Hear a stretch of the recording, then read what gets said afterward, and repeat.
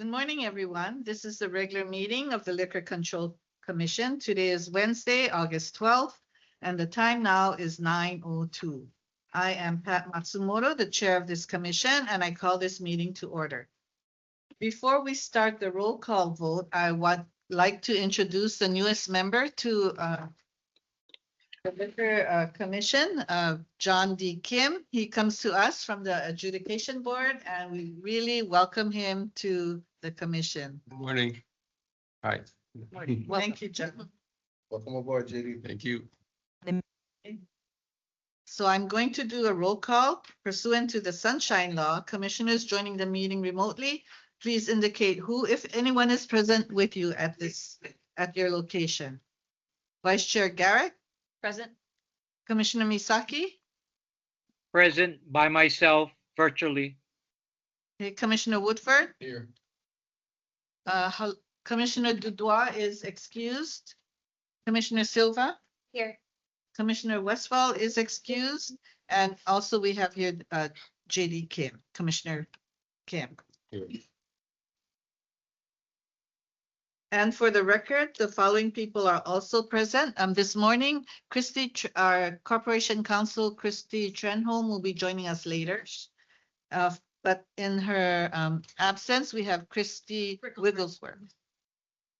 Also, we have Director Lane Silva of the Department of Liquor Control, Deputy Director Jarrett Kahao Hanohano of the Department of Liquor Control, and Kari Yoshizawa, Head of Licensing and Permit Division for the Department of Liquor Control. Okay. Moving on with the first item on the agenda, I will entertain a motion for approval of today's agenda. So. A second. A motion was made by Commissioner Kim, seconded by Commissioner Woodford. And I will take a roll call vote. All those in favor say aye. All right. I'm gonna do a roll call. What Really? I do for everyone. Oh. Sorry.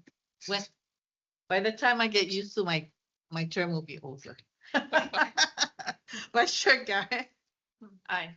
Commissioner Misaki. Aye. Commissioner Woodford. Aye. Commissioner Silva. Aye. And Commissioner Kim. Aye. And the chair votes aye. Motion passes. And moving on, we have public testimony. All testimony shall be relevant to the meeting agenda specific items. Testimony will be accepted at the beginning of the meeting on any agenda item and as each item is discussed. For oral testimony, each testifier will be limited to 2 minutes on each agenda item with 1 minute to conclude. Those joining remotely, please use the hand icon located on the toolbar to raise your hand indicating your wish to speak or provide public testimony. All remote attendees except the commissioners, please mute your audio and video. Is there anyone wishing to provide public testimony at this time? Or did you want to wait until your agenda item comes up? You can wait? Okay. Okay. Hearing no one is wishing to testify at this time, I will now close public testimony. Public testimony will reopen again as each agenda item is being discussed. Okay. Moving on to approval of the minutes. I will entertain a motion to approve the minutes of July 8, 2026. So moved. Okay. Okay, motion was made by Vice Chair Garrett and seconded by Commissioner Silva. Any discussion? If not, I will call for a vote. I'll do a roll call vote. Vice Chair Garrett. Aye. Commissioner Misaki. Aye. Commissioner Woodford. Aye. Commissioner Silva. Aye. And Commissioner Kim. And the chair votes aye. And the vote is unanimous and the motion passes. Next item on the agenda is general licensing matters. And general licensing matters are as administrative actions by the department for commission confirmation only. So may I have a motion for confirmation of general licensing matters, items A to I2?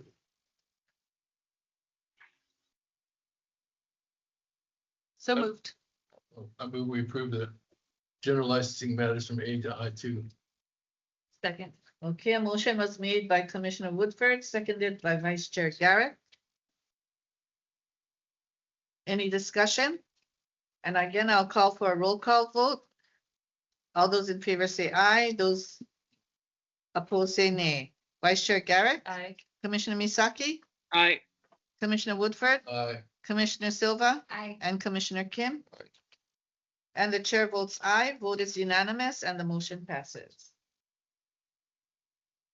And moving on.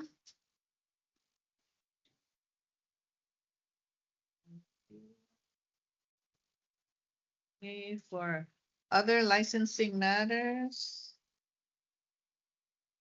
We have none.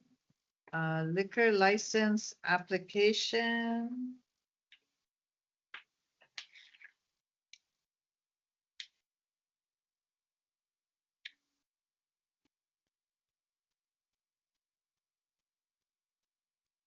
Okay, and preliminary hearings.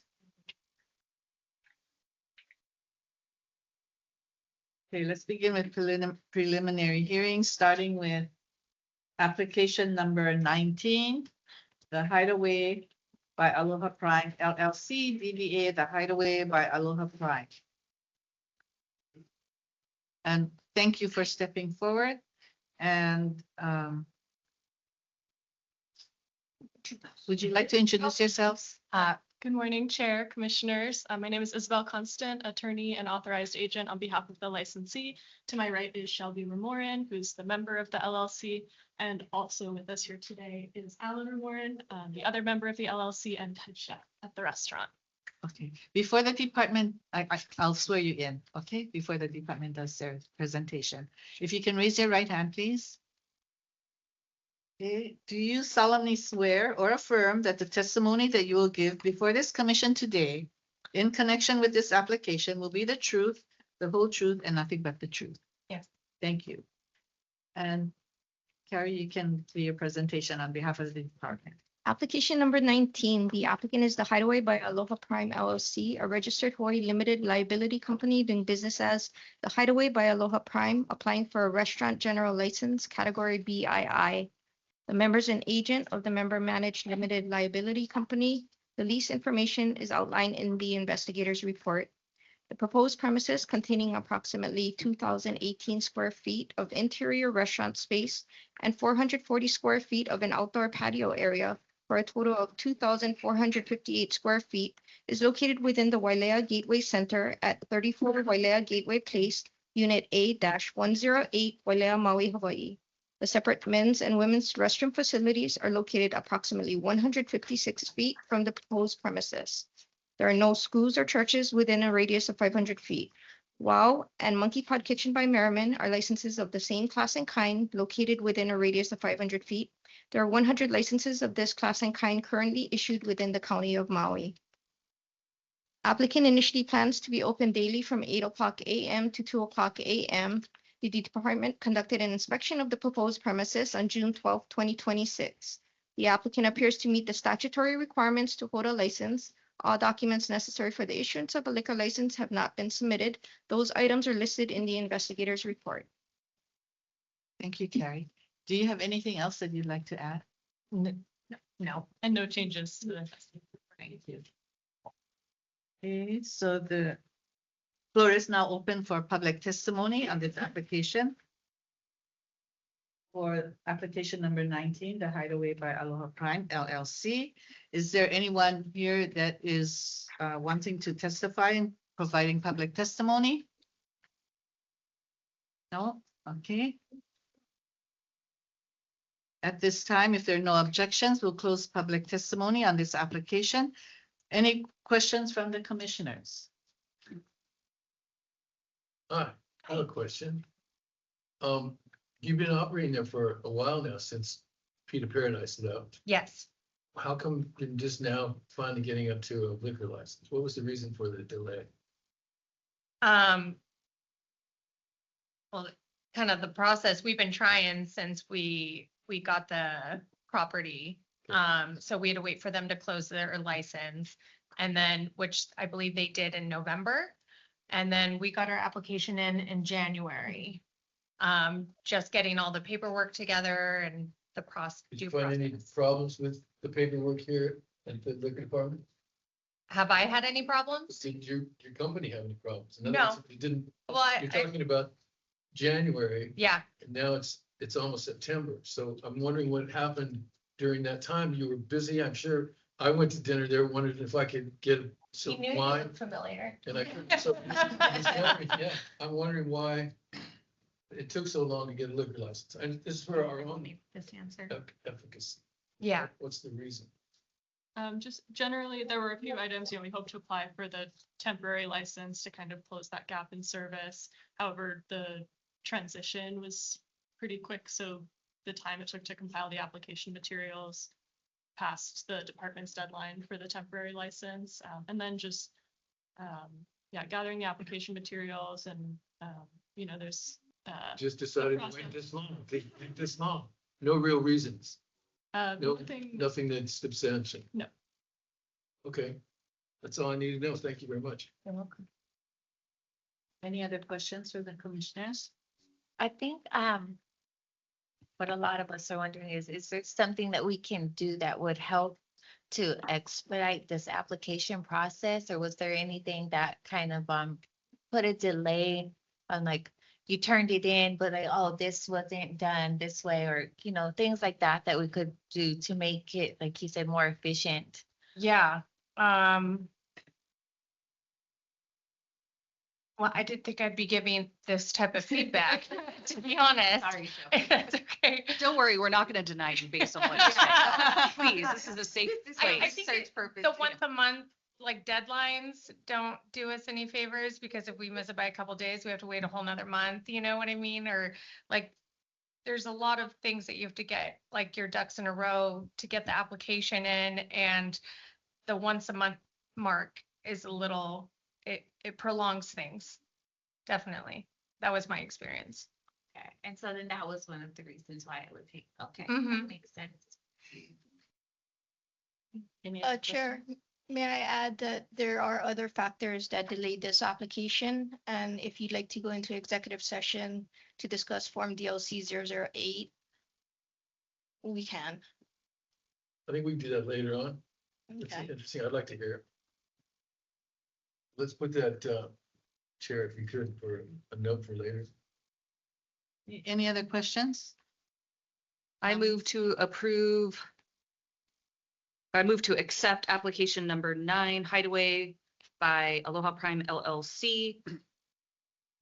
And that the applicant continues to fulfill the liquor license application requirements. Second. Point of order. You said 9. 9. Do you mean 19? Yes, sir. Thank you. Okay, a motion was made by Vice Chair Garrick, seconded by Commissioner Silva. I will now call for a vote. I'll do a roll call vote. All those in favor of the motion say aye, opposed say nay. Vice Chair Garrett, Aye. Commissioner Misaki, Aye. Commissioner Woodford, Aye. Commissioner Silva, Aye. and Commissioner Kim. Aye. And the chair votes aye. The vote is unanimous and the motion passes. Thank you. Thank you.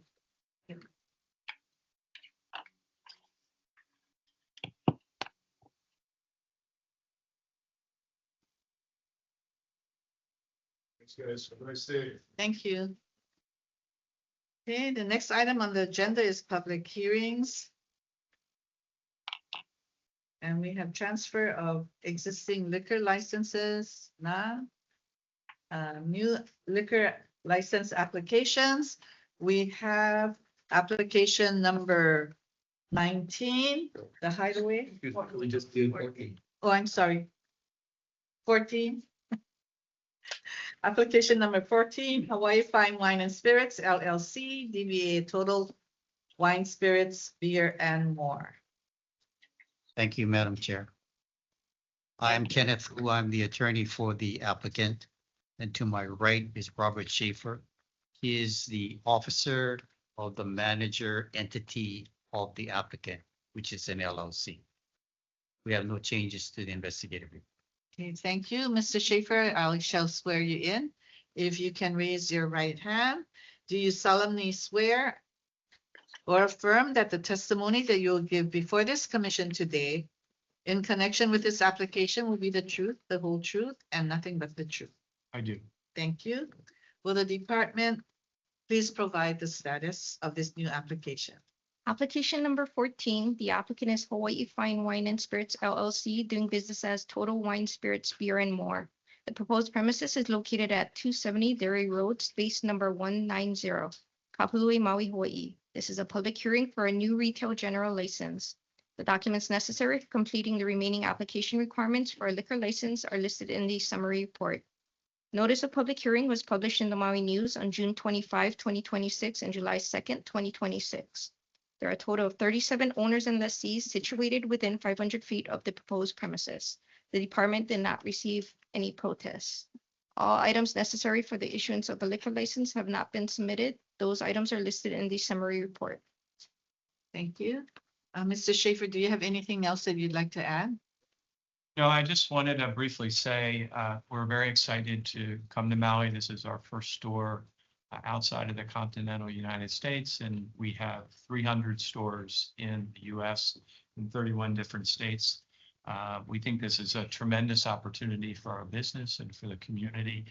We have a great partnership with our landlord representative who is here today, David Sosner from Festival Companies. They are investing a substantial amount of money in the center, having recently purchased it in January. So they're a new owner of the shopping center, and they're investing substantial capital in the property itself, as well as in our premises. I think it's going to be a wonderful location for the community. We're also investing a substantial amount of money in the interior space that we'll occupy. We're looking very forward to serving the community and being a good corporate partner in Maui. So thank you for the opportunity. I'd be happy to answer any questions. Thank you. At this time, the floor is now open for public testimony. If there is anyone here that would willing to provide public testimony. I don't think there is. Okay, hearing there's no one out there wishing to testify, we'll close public testimony. Any questions from the commissioners? No? I did want to note that they have provided a petition in support. They presented it to us this morning. Oh, good. If you'd like to take a look. Yeah, I'd like to see that. I do have a question. What prompted you to open here on Maui, other than any of the neighbor islands? Well, I think it's why Maui. Some of our owners have been to Maui and spent a lot of time here over the years, going back 30 years, and they always had a fondness for Maui. And the reason why we're in Maui is that, but also because the United States is getting more challenging for our business. We're still a growth business. We still want to increase our footprint, and it's getting increasingly difficult to do that in the United States, in the continental United States. And so we are looking outside of the US to do that. And of all the places that we considered, Maui came up as number one. Thank you. That's good. Maui is number one. You submitted this morning. Yeah. This is cool. That's all the people at Marketplace. That's good. They all want you. Yes. Yeah. Co-tenancy, as you know, is a big thing in our business. And so we think the landlord is going to invest money. People will come. We're coming. We hope that other tenants will want to be in the center as well. I think you're right. Any other questions from the commissioners? We have to approve this? Yeah, at this time, I will entertain a motion Sure. to approve or disapprove. I'll move that we approve application number 14, Hawaii Fine Wine and Spirits LLC DBA Total Wine, Spirits, Beer and More. How's that? Thank you, and I need a second. Second. Okay, motion was made by Commissioner Woodford, seconded by Commissioner Silva. I'll call for a vote and do a roll call vote. All those in favor of the motion say aye. Those in favor say nay. Vice Chair Garrett, Aye. Commissioner Misaki, Aye. Commissioner Woodford, Aye. Commissioner Silva, Commissioner Kim, and the chair votes aye, and the motion passes. Thank you. Thank you. Thank you so much.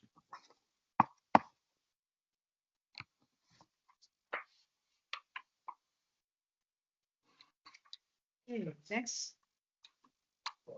on the agenda is administrative affairs. Okay.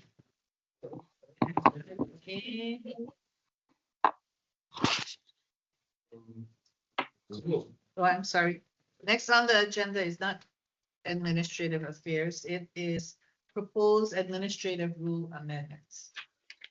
Commissioner King, No. you're just gonna correct me. Okay, thank you. That's his job. Yeah, you on it. Thank you. Okay, at the July 8th meeting, the commission received public testimony on administrative rule amendments proposed by Vice Chair Garrett. The department requested some time so they could review it. So this continues a discussion and consideration of possible rule amendments to Chapter 101. So maybe, let's see. Item number 1, Rule 08-10130, application aim to streamline and clarify the liquor license application, completeness, and acceptance process. Commissioner Garrett, if you would like to kind of talk about what was discussed, and there was a meeting, Vice Chair Garrett met with the department staff to go over her administrative rule amendments. So Mahalo, Chair. Are we taking public testimony before or after we start this discussion on this item? Should I get it kicked off right now first? I guess we could do, you could pick it up Okay. and we can take public testimony afterwards. So then everyone will know Great. what transpired. Okay, so in regard to item A1 under the proposed administrative rule amendment. So at the last meeting, we spoke at length and we had a lot of testimony about the length of time and the back and forth and the process. And I just want to thank the department for making the time to meet. I know they're severely understaffed and very busy, and also Christy as well was in the meeting. I think the original intent of making some of those updates and adding in some language with timelines, what came out of our meeting was that it was more some changes that can happen internally, operationally to expedite some of these things, and that the changes that I was seeking to make wouldn't really help because it was the pre-licensing or pre-application that was taking so long, not once the application was actually accepted. And please, Director and Carrie, correct me if I'm wrong, but that was a lot of the discussion we had. We had a lengthy, long meeting about all of these rules. And so you won't see in your packet an update to this specific rule. And I think that Carrie and Lane will provide some information about what the department is working to do and achieve internally, operationally, to help with that, reduce the back and forth and help expedite the application process. Okay, so can we turn it over to them? Sure. Okay. Yes, thank you, Vice Chair. Garrett, at this time, I'll turn it over to Carrie. She can discuss some of the things that were talked about in the meeting and what our approach is going to be going forward as to try to help expedite some of these items. Carrie? Thank you. Okay, thank you, Tamara, for meeting with us and having a good discussion on our, current procedures and whatnot that we were trying to evaluate and continue to evaluate. We have made meetings with staff, with the Office of the Director, to evaluate timelines for applications, what may be causing delays to applications as well. specifically for permits, and applications. We actually have reduced the requirements, for floor plans because that seems to be the biggest delays to not only new applications, but to also for permits, which is like a modification of premises or extension of premises. So starting next month, for many of my new applications that you're going to be seeing on the agenda, you're going to see a big significant change in floor plan requirements. And I do have a sample if you'd like to see it of an application. Yes, please.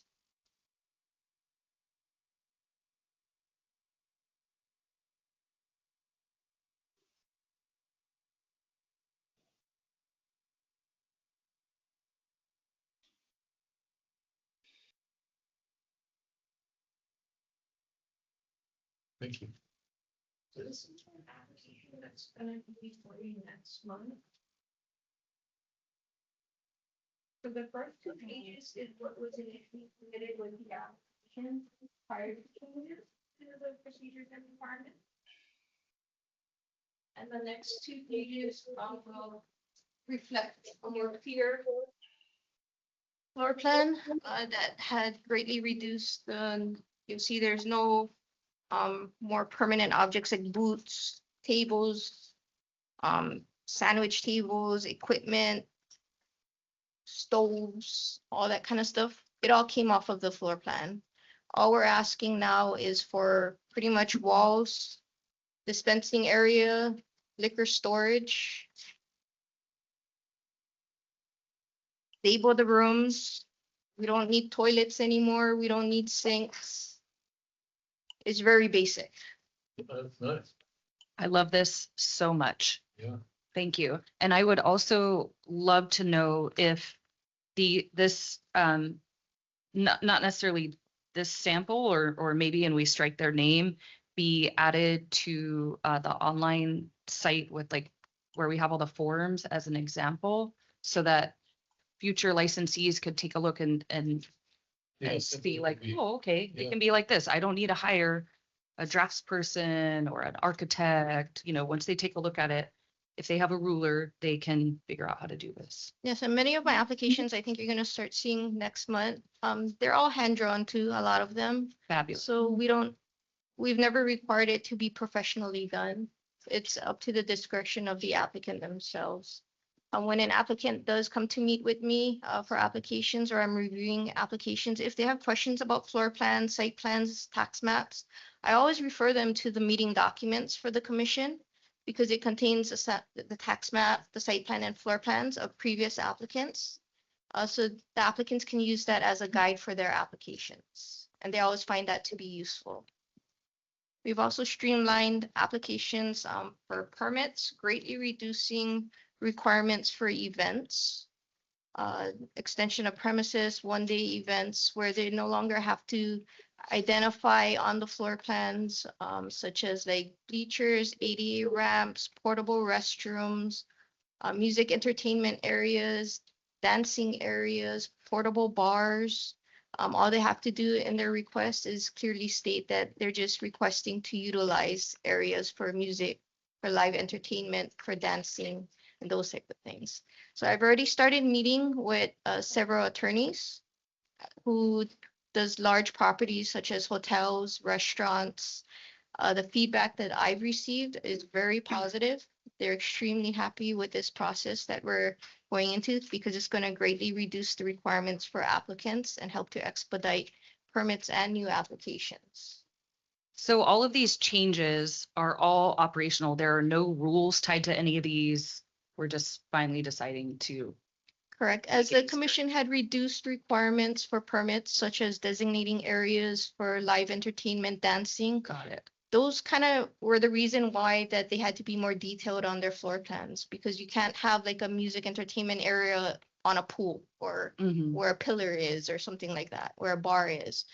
So now that you folks had helped the licensees and had removed some of those requirements, it allows our department to reevaluate operations and requirements internally and make changes like these. Fabulous. Yeah. We're doing our job It's the rules that have been recently changed. that now allow new Creative operations. Exactly, yes. Perfect. Where it's Okay. supposed to be. I have a question, Carrie. Sure. So when a small business owner is requesting an application and they come and sit with you, like because you've made all these changes internally and to simplify it for them. You know, a lot of times this is their first time at applying for a liquor license. Besides giving them a sample of the drawing of how the floor plan is needed, do you also provide like a packet of a completed application that they can, you know, so they can look at how to prepare all the other items? We don't provide another licensee's application for the review because of some confidential information. Could you make one up so they'll know that how they can find that information and So how to for, put up their packet together? so a first-time applicant, when they come in, and I'd be more than happy to invite any one of you to go through the process, also to sit with me. But I do issue a complete packet to them. And when I sit with them, I go over from top to bottom on how to complete that application. I also direct them to the websites. And we do have computer workstations in our licensing meeting area. So I can also go to the specific website, show them the real property website, where did it get the tax map from. So I show them samples from your previous meeting documents. For samples, we provide them sample authorizations, because that might be easier than providing minutes because it's less information. So I'm pretty detailed with it. Our challenge is, again, if they're self-generating an application, not coming in for that initial meeting and they're a first-time applicant because they're pulling all the forms from online, then that creates a little bit back and forth. So it makes more sense for them to have a face-to-face meeting. We encourage that, but it's not required. Thank you. And if I may elaborate on that a little bit, it is, again, and I know I've said this before, there are so many variables involved in any particular type of application, depending on how the applicant is applying, whether it's a corporation or an LLC or a partnership, or there are so many variables that it would be difficult to have a separate set of examples for each different process.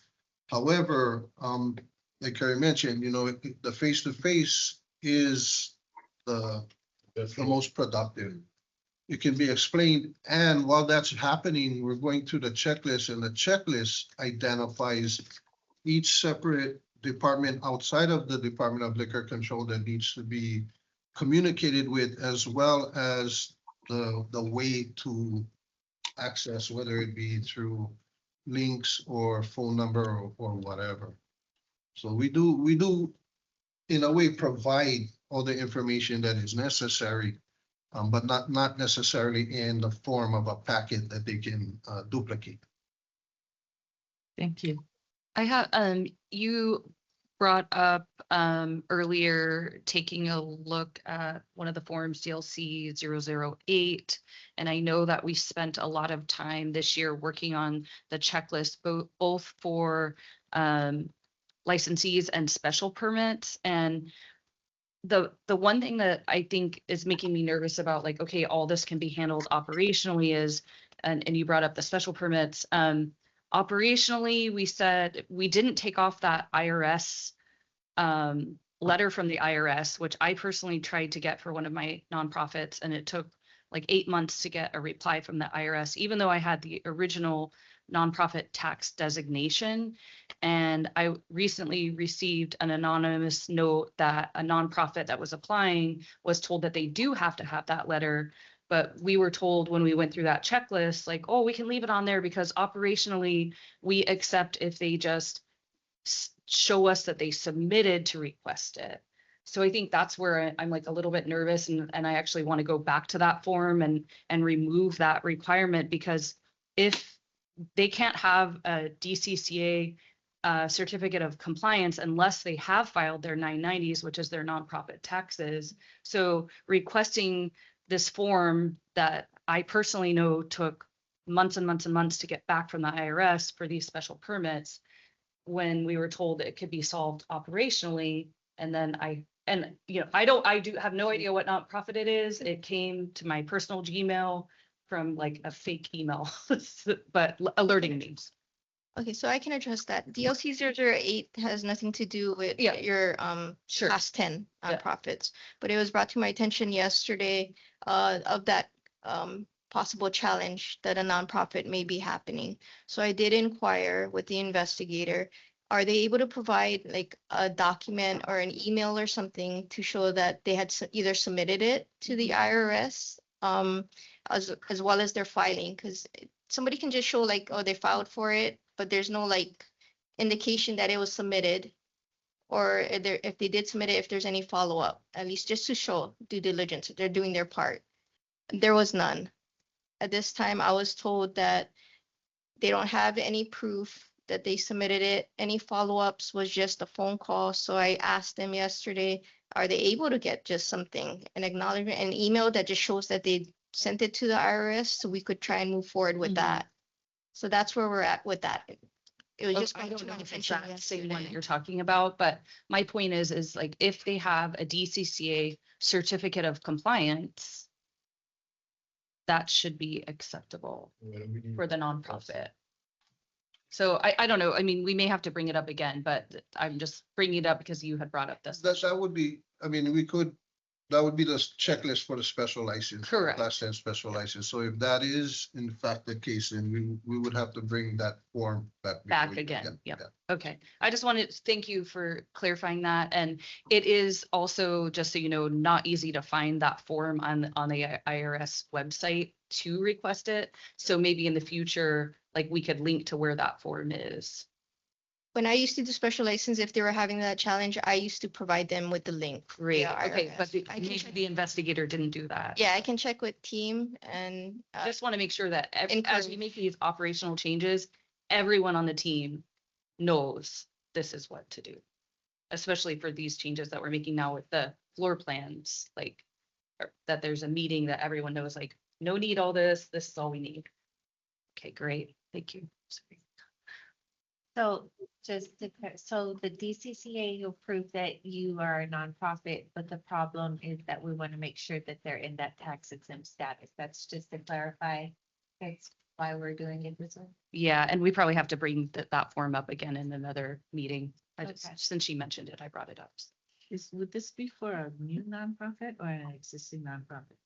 We just need to go back to the special events checklist and Typically, the people that are gonna run into this problem are nonprofit entities that have existed for for a long years, time. and years and years. Your initial documentation would satisfy the requirement. What is it? Yeah, because it has to say within 5 years. Yeah. within The 5 years. nonprofit that I was working on, they were established in the 80s. And I think one of the reasons, and we're probably gonna have to incorporate with Corp Counsel on this, is that it's, and I'm gonna have to verify this, but I know that it was specific to certain types of nonprofit, the 501c3s or similar in class. I don't know if that plays into it or not, but that may be something that we'd have to look at as well. If it is an existing nonprofit, they would be filing taxes yearly, right? So when they file the tax returns, wouldn't it indicate on their tax returns that they are a nonprofit? Yes. Yeah, the Form Wouldn't, 990 is a. okay, so Yeah. wouldn't that be sufficient if they don't have to bring the whole entire tax return to verify that to you, but just a page that it shows? Wouldn't that be sufficient for the department to verify that it is a nonprofit? I think that's something that we would probably communicate with Corporation Counsel to Rather to than see the if it original does. letter that everybody gets. And may I add that the 5 years was a recommendation from the commission and Corp Counsel Murai at the time, because he was reviewing questionable IRS documentation that was quite outdated. And he had suggested that it would be more clear if they had a more current letter of affirmation letter. Okay, I think that we should Those can are maybe bring it up really hard to get. later, because it doesn't really apply to item A1. But I definitely thank you guys for all of your efforts to help streamline and clarify the liquor license application process. And moving on, shall we move to number 2? The unauthorized use of trade name and to streamline and clarify the approval process of the trade names.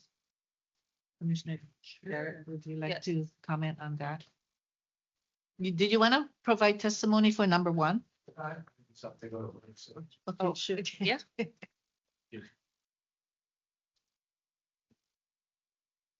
Hi, my name's Javier. I'm one of the owners of Mala Ocean Tavern. We're working on our liquor license right now for Down the Hatch. I was here a month ago in this same meeting, and I had talked about some of the challenges that we're having, and we still haven't had our application reviewed because we still haven't gotten through the change of officers because the person that was working with us is no longer working with us. So we've been moved on to another person. So we kind of had to start the process all over again with that person. And the documents that we submitted to the original person, when we got our comments back and we sent those corrections, now the new person has different comments that the original person didn't have. So it's just, again, it's taking a long time for us. And one of the things that you mentioned, Pat, just right now about the samples, like sometimes we do get some samples, like Carrie will provide me a sample, like this is what it needs to look like. And I just basically copy it, change the name and the date and resubmit it. And it's super helpful. But then there's so many other forms that we do not get any samples of. And so the issue that we have is we interpret it a certain way. For example, on this form DLC 008, there's a question that says citizenship. My cousin, who's one of the persons on the new liquor license, interpreted that as, is he a citizen, yes or no? So he put, yes, citizen. And the answer to the question was not, are you a citizen? It's where are you a citizen of? So he needed to put United States of America, or Mexico, Cuba, whatever. And so because of his error, it was accepted by the first person that was reviewing, wasn't accepted by the next reviewer.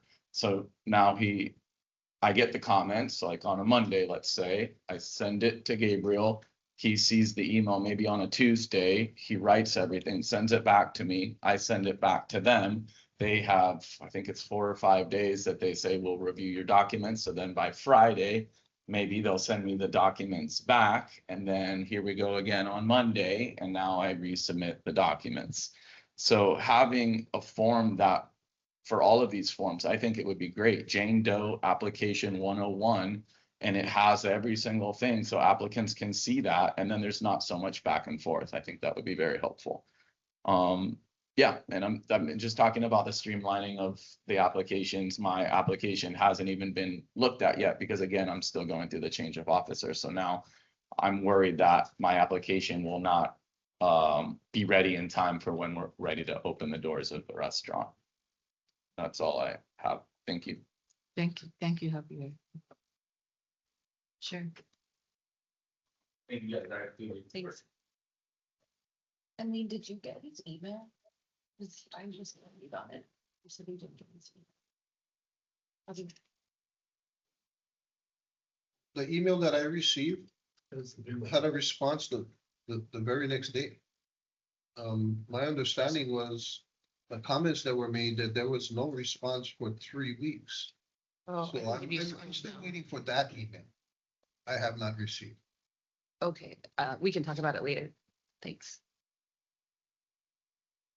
Morning, Commissioners. My name is Christina Shank with Merriman's Restaurants. The department said that it's important for applicants to apply in person. I just want to push back against that a little bit because that is not required on the other islands. We applied for a liquor license in Honolulu back in 2017, 2018, and I never once had to go before the department during the application process. Our attorney handled everything. We filled out the forms. It was all very easy and straightforward. So I just want to suggest that that may not actually be necessary in order to apply, given our experience on other islands. Thank you. I have a question. Did you have a difficulty when applying here on Maui? No, because that was done way before my time. So I don't have any experience with applying here on Maui. I will say, though, that at one point we did go in for our Honolulu restaurant for an extension of our licensed premises. During COVID, we received a temporary extension twice, and then we went in for a permanent extension. And I was able to just do everything by email with the department, and then I appeared in person at the hearings, and it was all very easy and straightforward. Thank you. And and I will say Honolulu also publishes all of its forms and checklists. And so all of what is required is very transparent and straightforward, and they make it quite easy. Thank you. You have a comment? I have a question. That's okay. Yeah. Well, maybe it's more of a comment than a question. And I know that Carrie mentioned, we do encourage the applicants to come in person for at least for the initial meeting, for that initial explanation. But I guess my question is in that process, did your attorney ever have to appear at the department or in any part of that application process at all? To be honest with you, I'm not sure. I will have to ask him. He was actually here earlier representing another licensee. But yeah. Oh, Okay, I can ask you myself. Okay, thank you. Yeah, that because I mean, I understand, and a lot of times we don't even see the actual licensees show up to the meetings with licensing or even to the meetings before you guys. So I can understand that a lot of times we do see their representation or their attorneys or their authorized agents. So that's that. Thank you for answering. I think for me, I'm trying to make it so that it is not so cumbersome.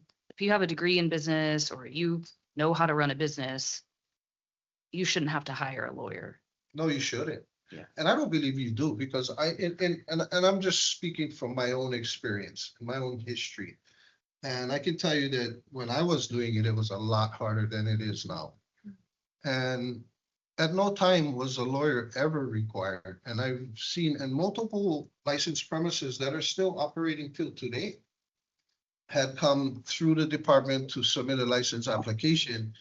And we're successful, you know. I think in a lot of cases, a lot of it depends on how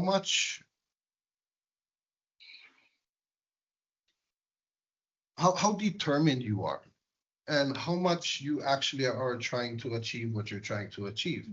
Because if you're looking for the easy road, there's no easy road here. Mhm.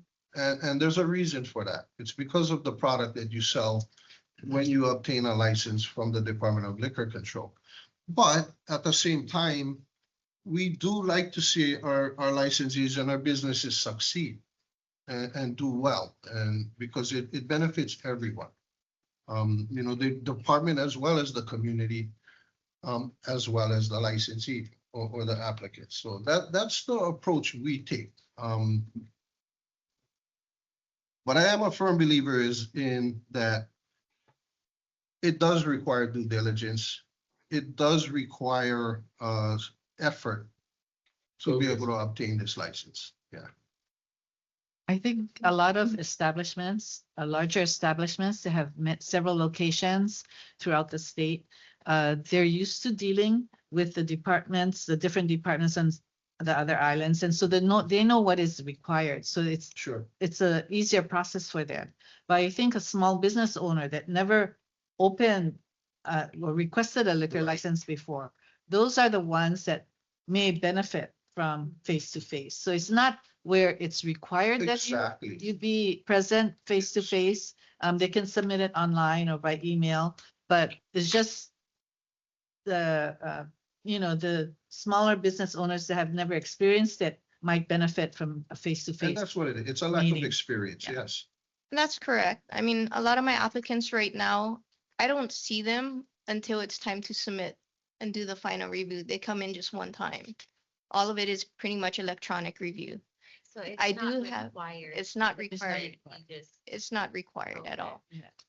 But I do have applicants that does not want to do any electronic reviews because they don't know how to scan in, they don't know how to email. It's just too much work for them. So they prefer in-person appointments. So I meet with them in person. Anything to help them out in any way, whichever we can create a more, expedited process for them. I'm open to meeting with them. I'm open to doing electronic reviews. I prefer electronic reviews. That way I can do the applications in between my appointments, my meetings, and those type of things. And like you said, they shouldn't have to hire an attorney, but a lot of business owners would prefer to have an attorney do it for them. So they don't have to go through the process themselves and have to do it themselves. And sometimes there's a language barrier too, that's why they will go through an attorney to do the licensing for them. Right, but that is a personal preference.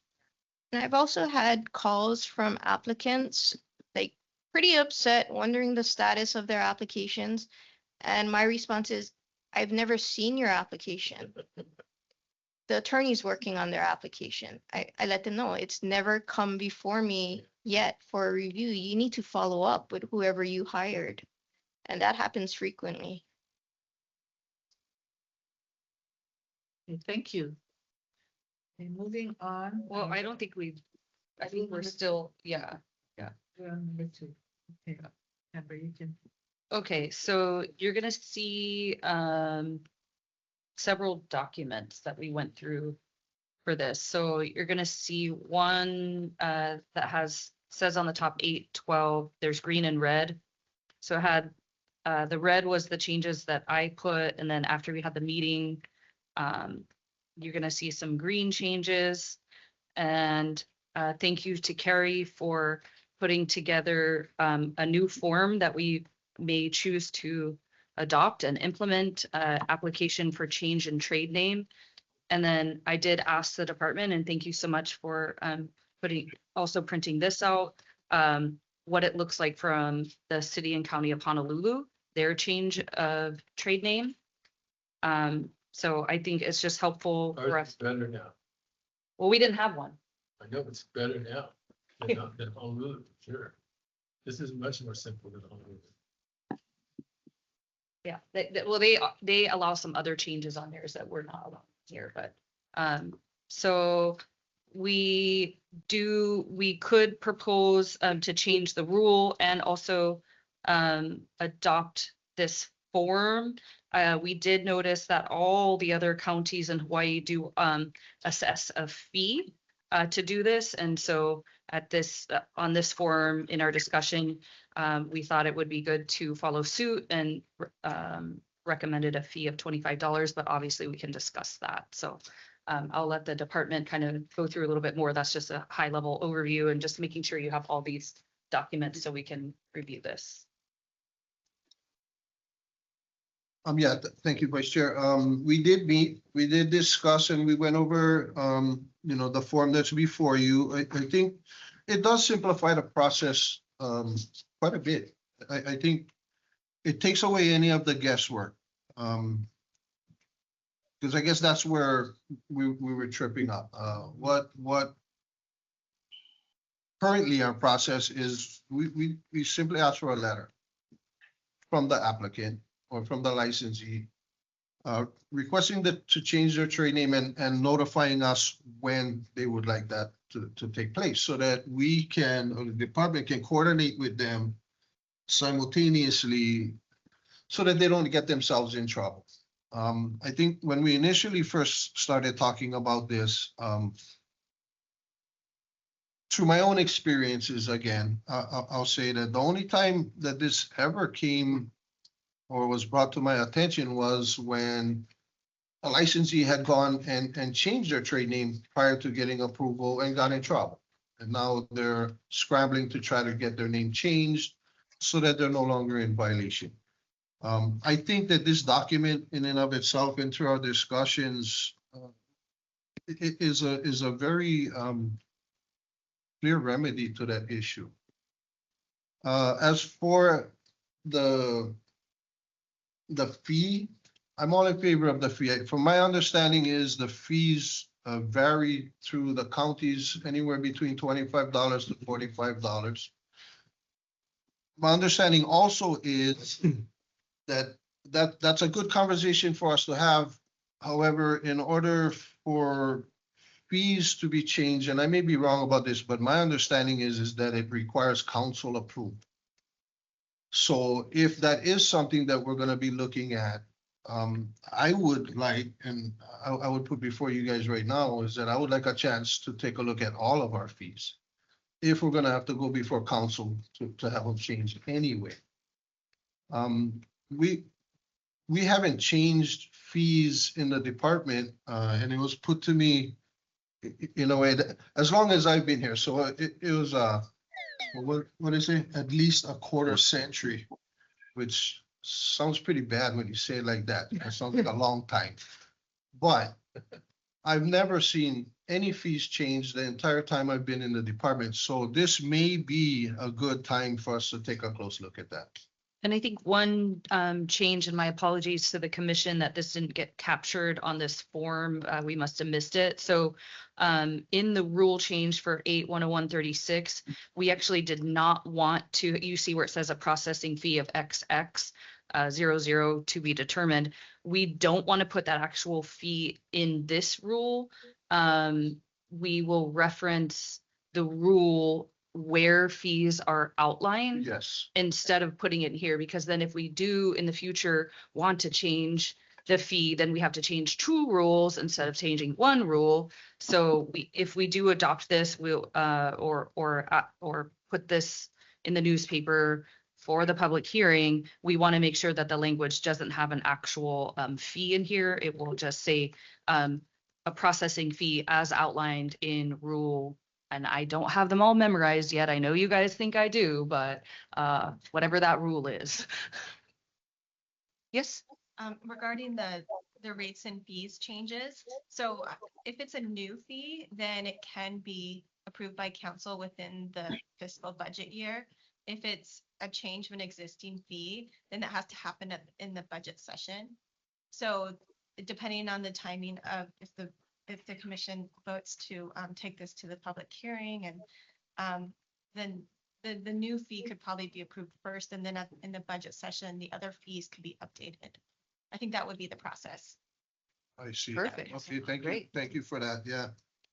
So we would need to, for public hearing, address this rule and the fee rule.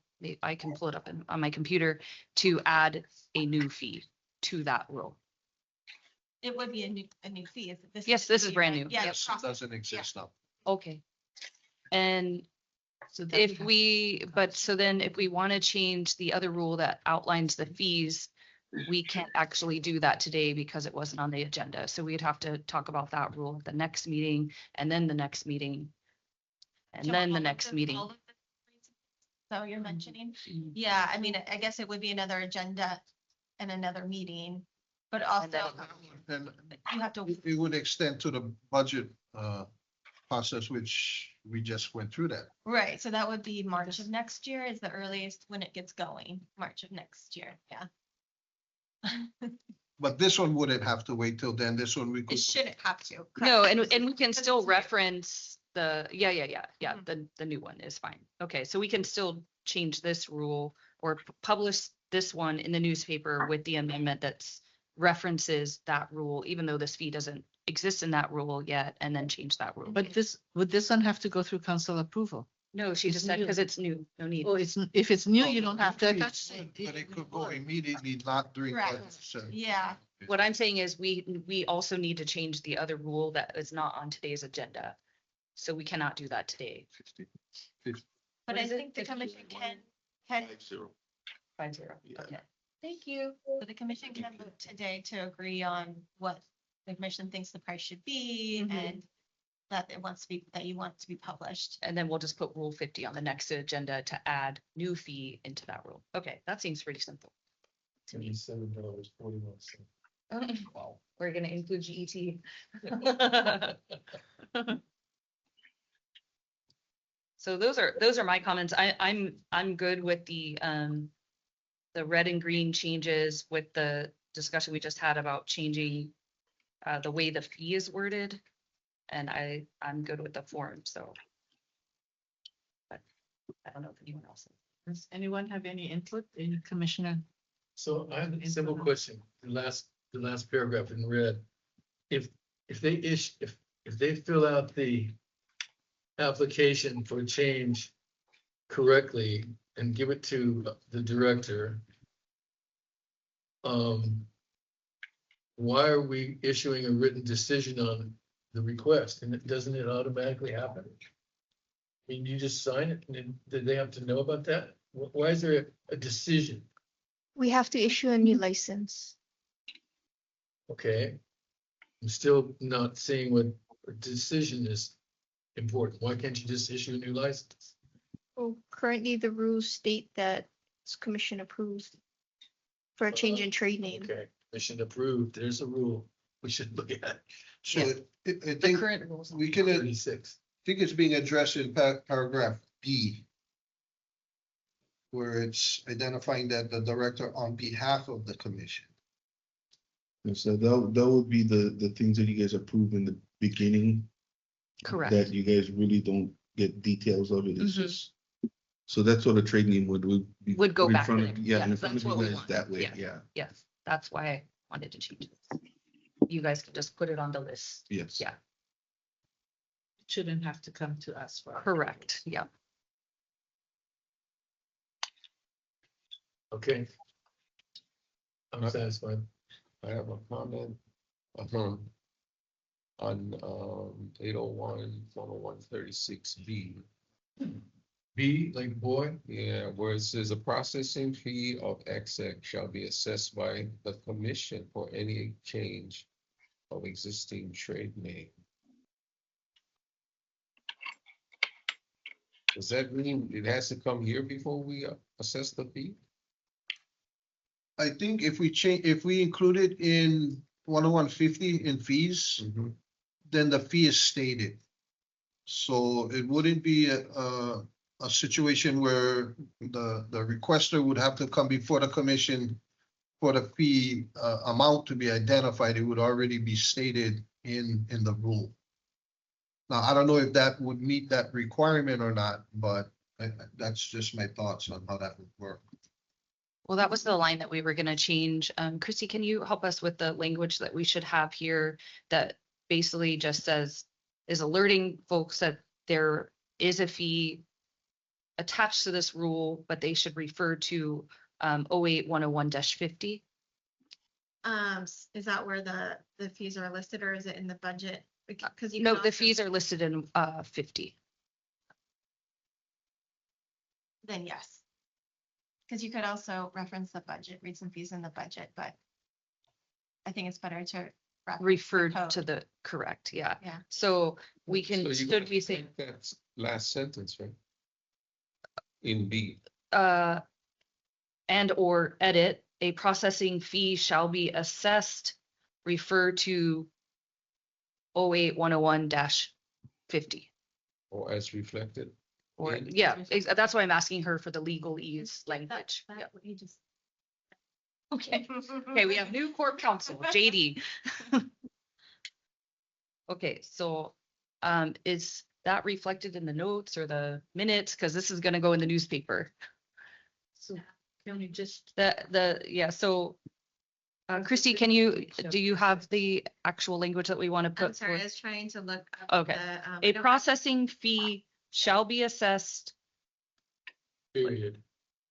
no, as Reflected. in- reflected. Sure, I don't know what official legal language, I am not a lawyer, though. I should go to law school now. 101-08-50. If it says that the $25 fee is listed on the application, why can't we have it just period? It shall be assessed. Any fees, Doesn't have it to be has to be any- approved by council. Any fee changes in current fees have to also be part of the budget approved by council. Right. So if the director wants to assess a fee, he can't do it just on his own. And the money has to be accounted for by council. So can we That's say their that was outlined responsibility. in 50? Yeah. Yeah, that's what Okay, that's, So it would say a processing fee shall be assessed as reflected in or as outlined in section 808-101-50. okay. Yep. We're all So saying you the same you thing. have to reflect it, just to make the motion or to make the edits clear. What's being published. I mean, does anyone Or you can- have a thesaurus? I think outline sounds right. Outline.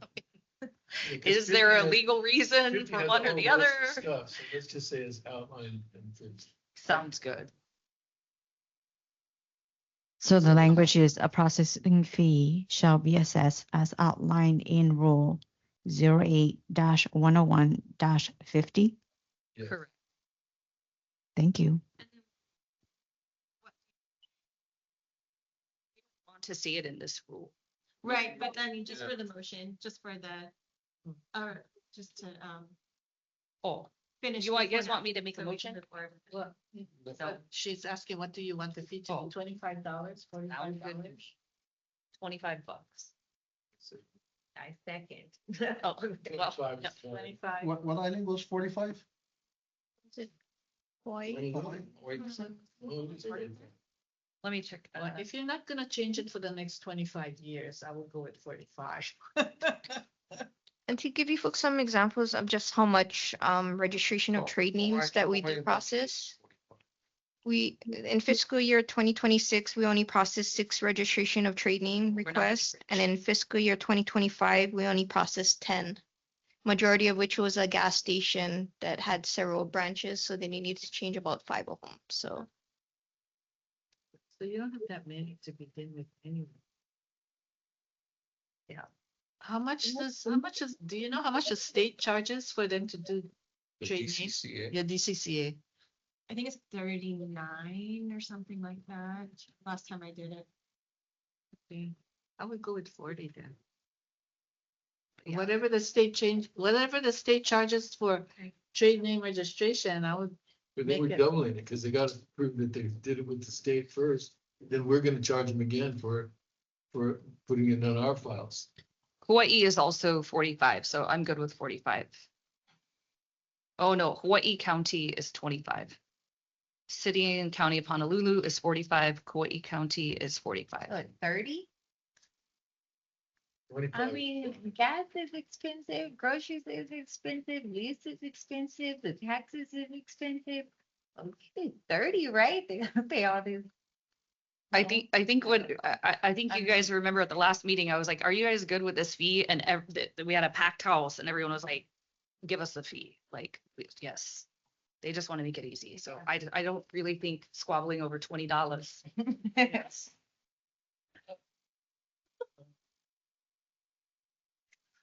Sorry, Christina.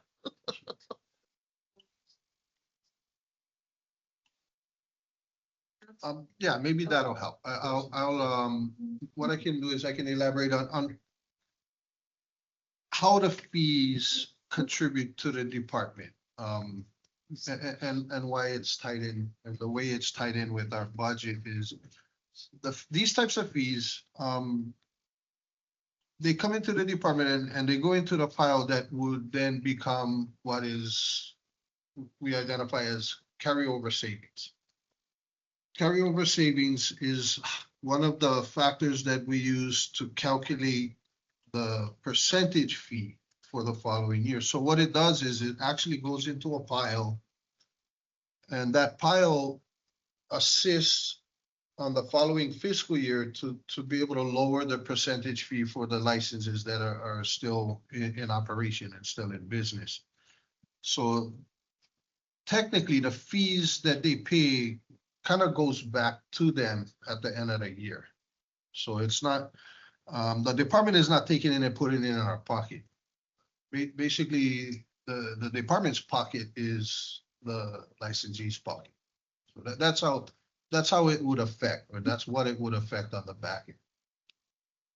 It looks like DCCA charges $50 for registration and $20 additional for expedite.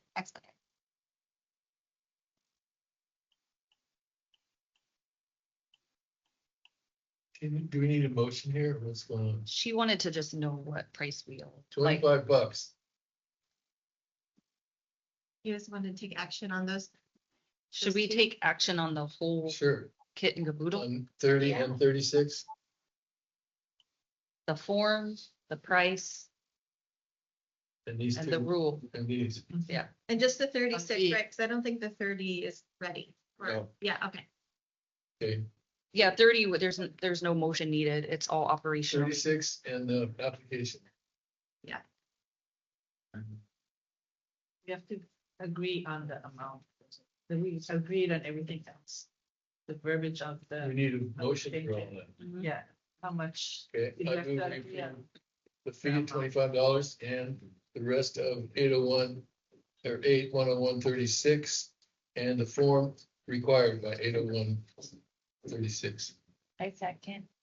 And does that include the change with the verbiage for the processing? Yeah, fee? change, it includes the change in verbiage to as outlined.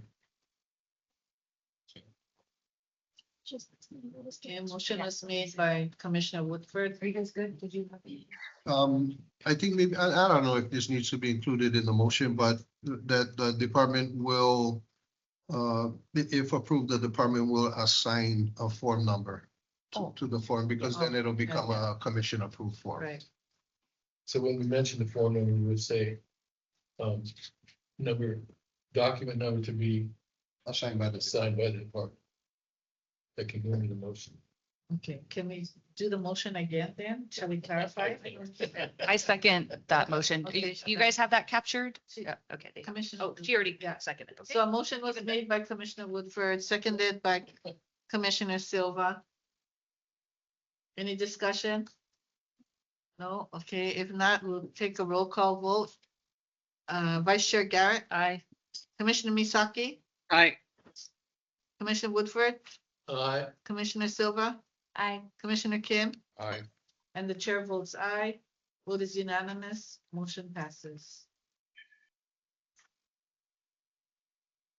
Okay, so We have one got that more, down. So but I the- don't see any paperwork for it. Did we? So rule number 08-101-98,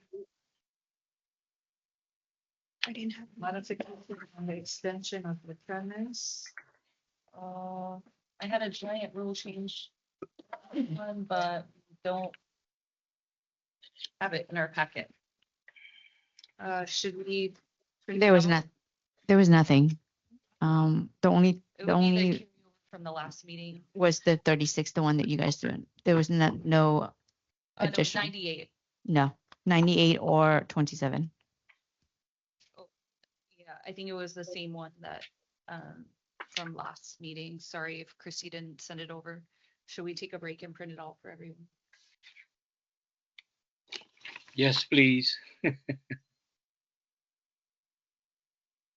Right? What? I mean, we talked at length about that one. You guys were good with a lot of those changes, I thought. Modification. 98 and 27 that we presented last meeting. It's just that there's nothing in our pocket. Yeah, so we didn't get it in the packet. Okay. Maria, would you like me to forward it to you from the last meeting? Yes, sir. So it's the exact same copy as the Correct. previous meeting. Correct. Okay. I might have copies. So should we go into a recess or shall we get a copy? While Maria is printing that out for us, what is next on our agenda? B is next. The state ledge, we have that one. Unless we want to skip ahead. Shall we jump ahead? Okay. I can go print it if you guys want to continue.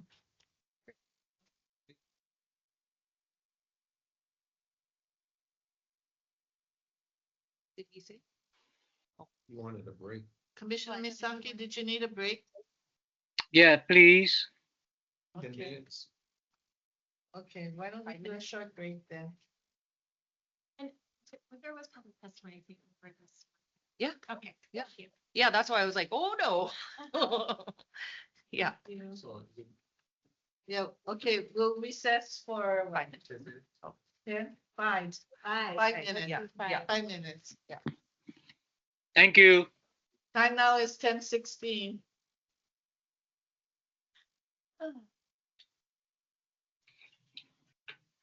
Oh, you're good. Okay, ready? Okay, we're back from recess. Time now is at 10:24. And Maria was so efficient, she got the information to us, so we can just continue with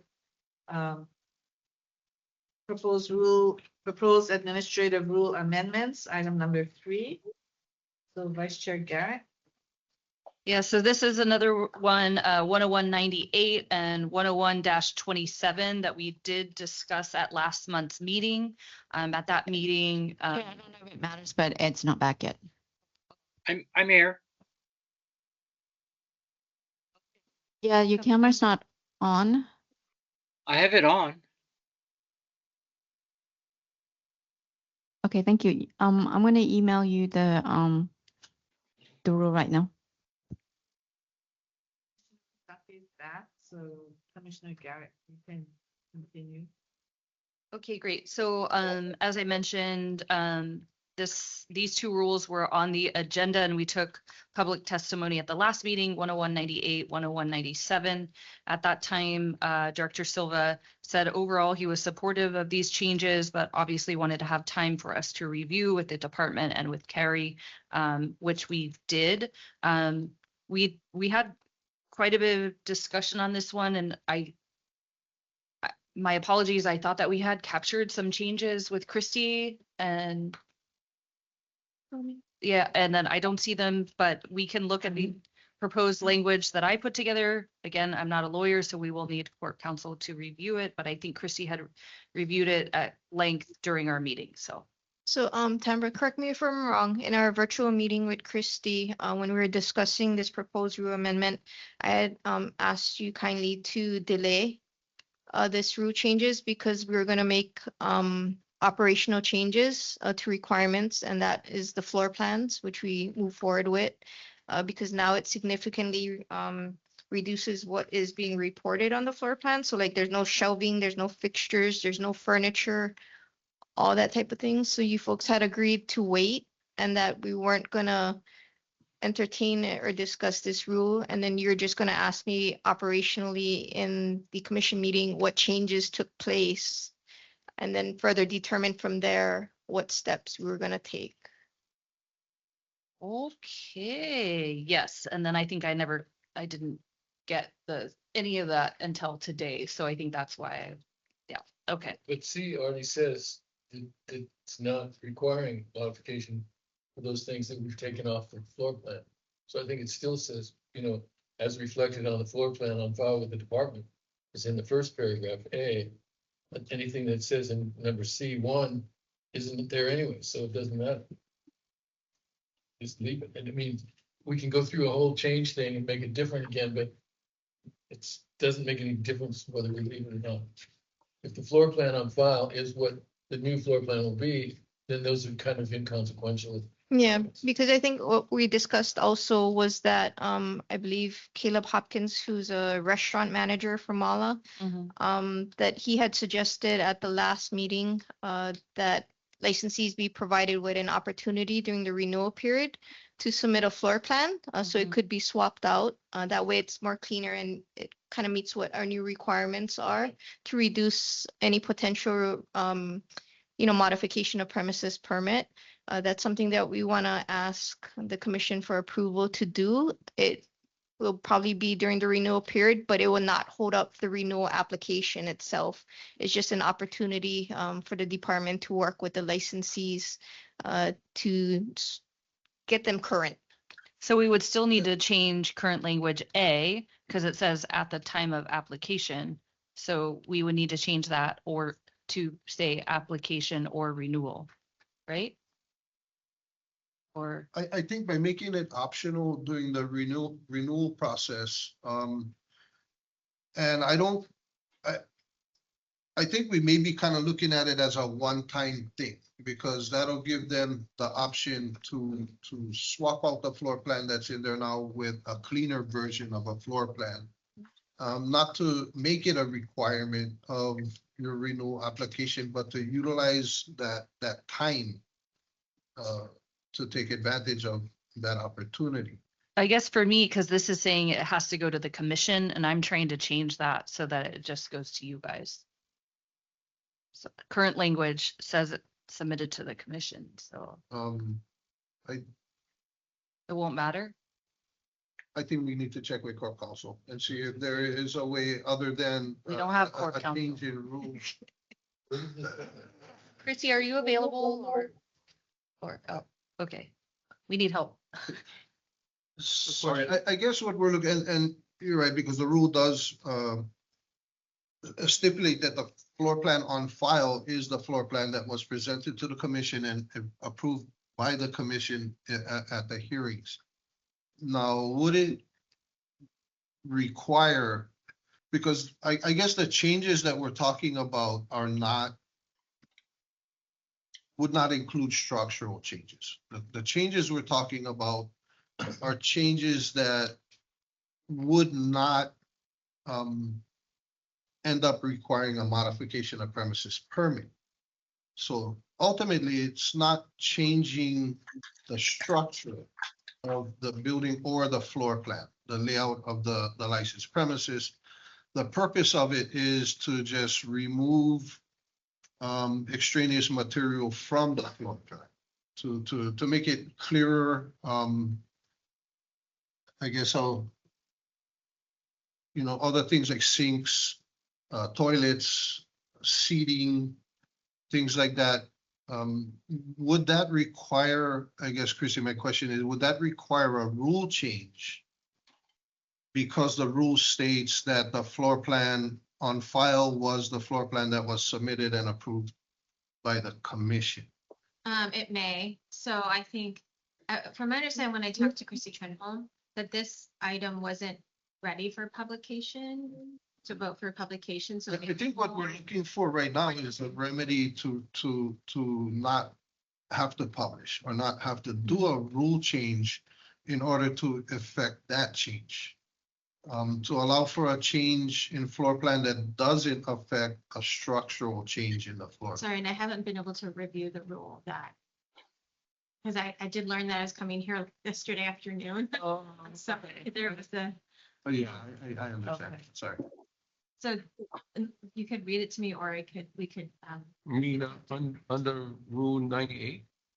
Yes. Okay, so it says modification to the licensed premises other than that was submitted to the commission at the time of application is strictly prohibited. So I guess So what I'm currently, asking, I mean, currently, if I submit a floor plan, it gets approved, and the floor plan currently is really detailed. Right. And so now we've changed operationally to say, look, all that matters is where the liquor is stored and where it's served. We don't care about the stairs. and structural Yeah. components of the building. Right. But number G also says that they, under this subsection, we shall submit to the department an updated floor plan. So they can use the new modification of floor plan that they've submitted.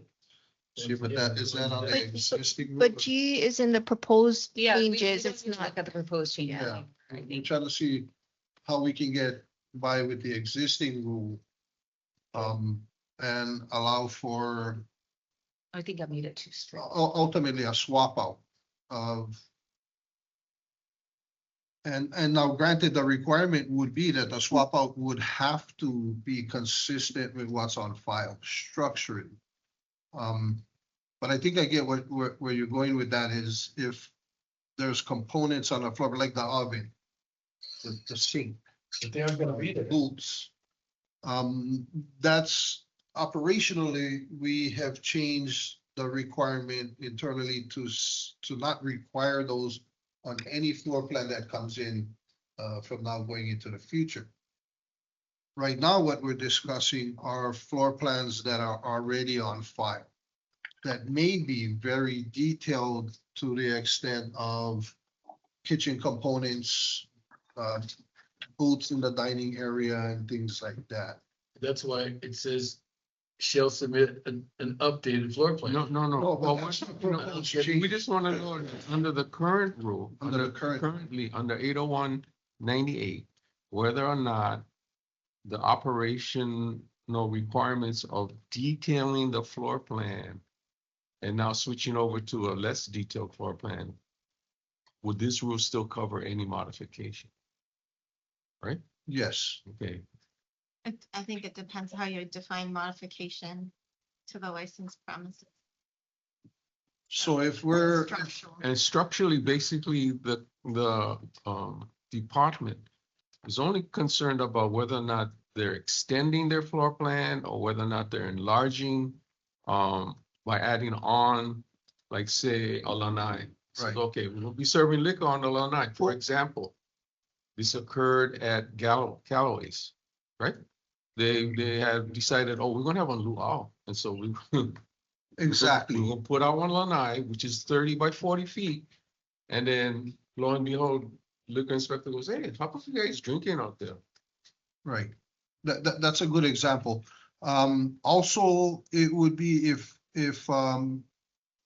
there's an internal room that isn't on the floor plan, that wasn't approved by the commission, that all of a sudden shows up. in For the example, license like plate. Joey's in Kahana. Exactly. But they decided, oh, we're gonna have a storage room. We're just gonna break down the doorway, put in a doorway to the next bay, and we're gonna store liquor there. And of course, that's not on the original floor plan. And so those are the licensees that are doing these things against this rule, against 98. Right. Okay. So I guess the question is if the department internally in operations are interpreting a modification of premises based on those parameters, structural changes to the building, as compared to they rearranged their booths, or they moved out a chill box from one side of the kitchen to the other, or you know, a countertop, that if the department wouldn't or isn't interpreting that as a modification of premises, would the existing rule allow for a swap out of a floor plan that matches structurally to what is already on file? Well, In the way that the department will interpret. under the current rule, to me, if I'm modifying, say, the dining room area, and that does not include like liquor, so that wouldn't be a problem. Or I'm moving, let's say, the station for the waitress and the bus boys.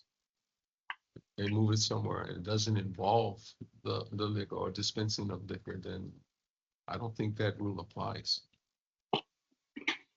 So that's, yes, ultimately, that's the question. But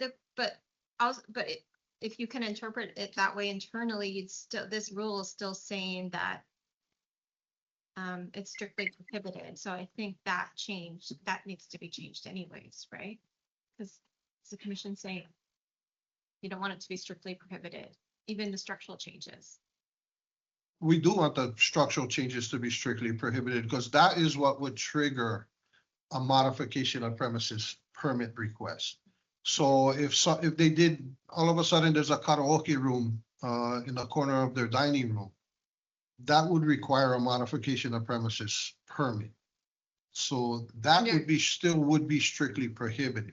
So wherever liquor is. So any structural change, yes, would be strictly prohibited. What if we just say if they have to get a building permit then? Internal, you have to get building permits too. Could be. Well, right. And that's kind of how I'm defining it in my mind, is a structural change, something that would change the actual floor layout of the premises. So I have a question. Whenever a licensee goes in to have a structural change and they do apply for a building permit, does the Department Public Works come in, gives you a heads up? No. No, they don't. The work in building. And that is, at this point in time, is no longer a requirement for the Department of Liquor Control. Because that would happen at, say, some questionable licensees. They decide to put in without a building permit, and then they go after they go after, right? They say, oh, you know what? We need a building permit after the fact. Right. Permit. And so they get fined by the department, which is Money. no skin off their back. And then the only way we find out, or the Department of Liquor Control find out, is the inspector goes out and says, hey, this is new. What happened? Exactly. And normally that is what triggers the necessity of a modification of premises permit. Well, no, I'll rephrase that. That's one way that the department becomes aware. You know, there are licensees that do come in and talk to the department prior to making changes and do it the correct way, but that's not always the case. A lot of times it's during the course of an inspection of a licensed premises where you'll discover a room that wasn't there, or a lanai that wasn't there, or something that maybe even changed within the interior of the building that wasn't the way it was submitted So for the commission. is there a reason why the building permit department has no obligation to inform the liquor department that modifications are being made by a permit? By a building permit? I don't know that they were ever required. At one point in time, we used to require a building permit as to accompany permit requests of you know, things that change structure within the building, like a load bearing wall or something like that, that would require a building permit. But right now that is no longer required. Because if I, as a property owner, go in and request a building permit, doesn't it have to be also reviewed by the Department of Fire Control? Yes. Yeah, so I mean, there should be an add-on that if it's a licensed premises. That way, you know.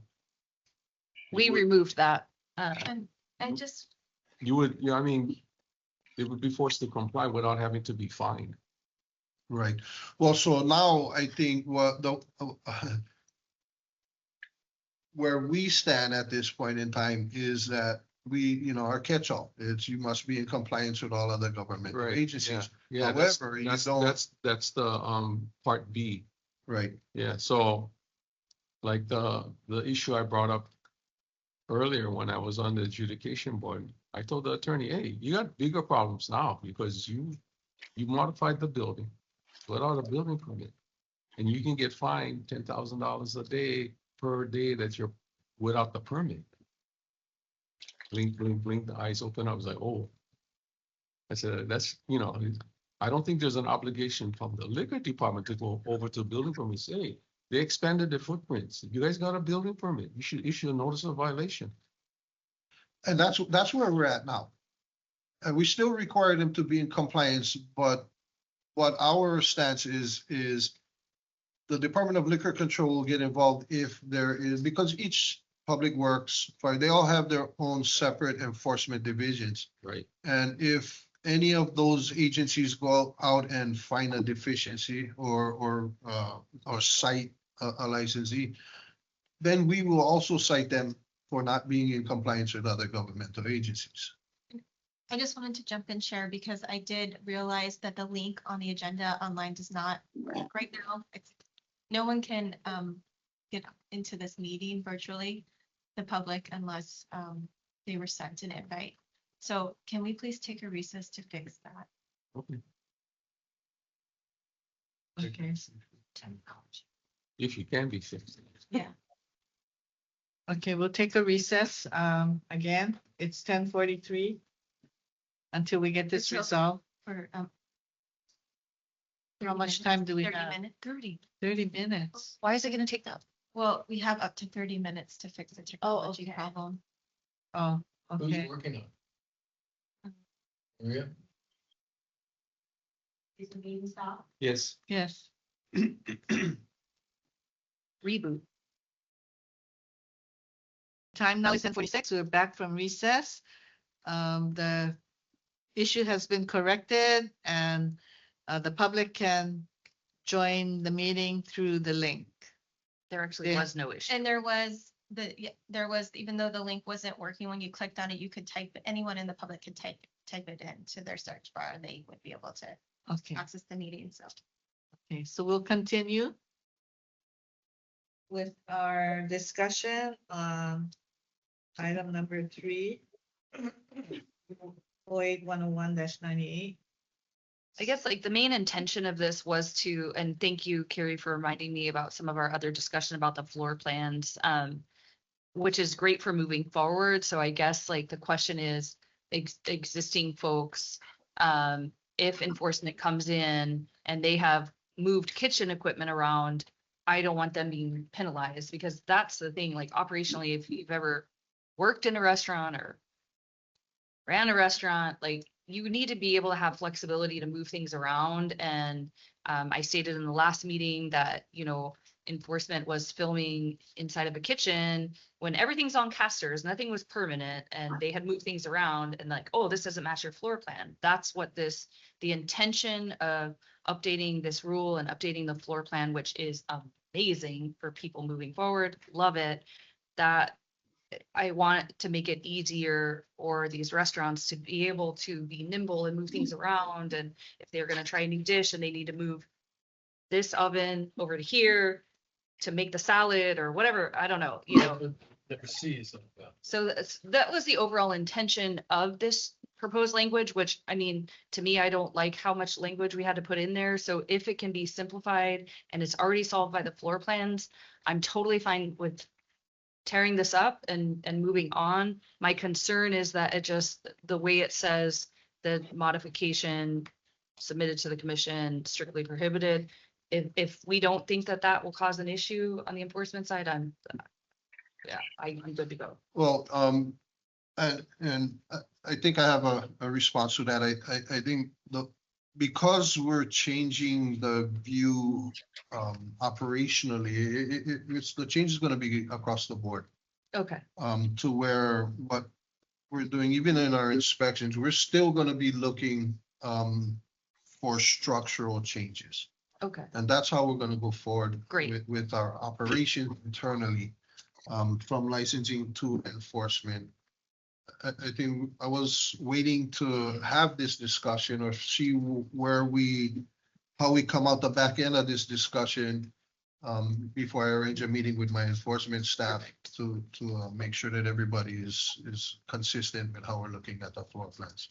Thank you so much, Director. So we don't really have to make any changes to this.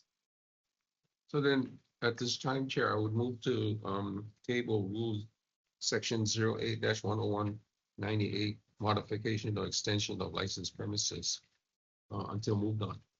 Okay, And 27. They were both on that one. And 27, I'm sorry. motion was made by Commissioner Kim. Second. Seconded by Vice Chair Garrett. Yeah, I made the motion because as I understand it, the department is going to be changing operationally how they view the floor plans, and that would reduce any confusion with respect to the current rule. So once that's done and how the current rule will be enforced, there no need to amend Rule 98 or 27. Thank you. Is there any discussion or public testimony? This is just a table of matter. Hello, Commissioners. Again, my name is Christina Shank, testifying on behalf of Merriman's Restaurants. I support the tabling of the rule change, provided that the department publishes in writing what its interpretation of the floor plan rule now is, especially regarding modifications. Thank you. Any discussion on it, Director? Can something go out to all licensees, like one of the alerts or something? We could put out a flash notification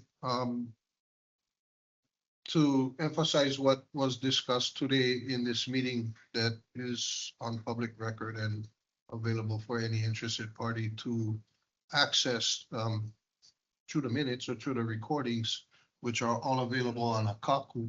But yes, we can put out a news flash. Does that change the motion? No, motion was made. I'll call for a roll call vote to table this item number 3. rule number 08-101-98 and 27. 27. I would like to include that the department is sending a news flash if Commissioner Kim is okay with amending the motion. No. Okay. Okay, so we, And if I may add, we are going to notify the licensees anyway, because we are gonna request an optional clean floor plan be submitted with next year's renewals as well. So. But that's not gonna happen until the Next next, June. or is it gonna happen sooner? So they can work on it. It'll be part of our renewal process, which does not happen till next April. April 1st of every year. Yeah. Yeah. So But yeah, the I news just want flash, them we to can send out a news flash Great. now. Okay. Good thing I'm subscribed to every county news flash. I'm Hopefully sorry. the licensees are too. so we had a amendment to the motion. He said no, so I'm fine. Oh, okay. The original motion. So the original motion stands. Yes. Okay. Motion was made by Commissioner Kim. Seconded by Commissioner Garrett. Sure. And we'll take a roll call vote. Commissioner Garrett, Aye. Commissioner Misaki, Aye. Commissioner Woodford, Aye. Commissioner Silva, Aye. Commissioner Kim, Aye. and the chair votes aye. Motion passes. Okay. Moving on the proposed rule amendments, we have item B. Discussion and consideration of recent state legislation, SB 2835, which was enacted as Act 106, effective June 8, 2026. Regarding special Class 10 special licensing. And we'll have a discussion regarding updates on the County of Maui liquor administrative rules. And also we have in our packet the bill for an act that was enacted by the legislature.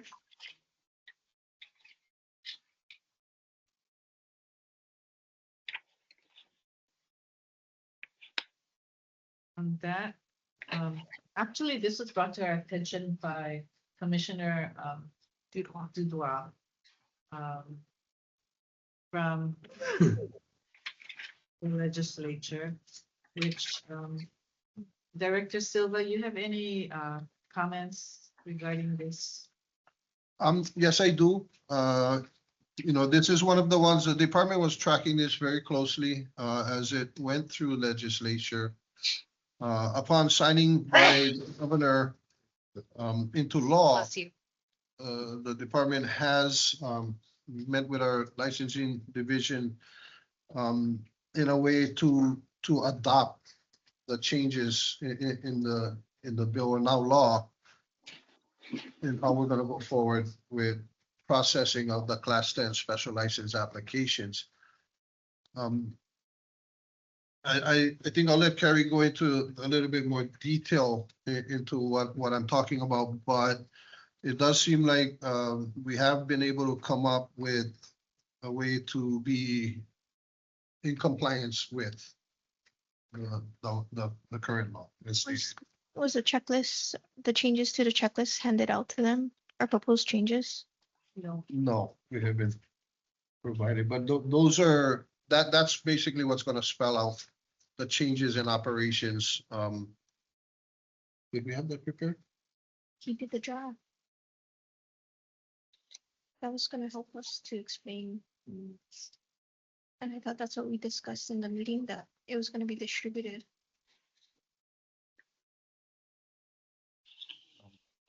Could we ask for a short recess so we could provide you folks Yes, because I a don't want draft? to read it again, so, okay, We- great. we have- Apologies. We have a document. Okay, we'll go into recess again for a few minutes. Time now is at 10:57.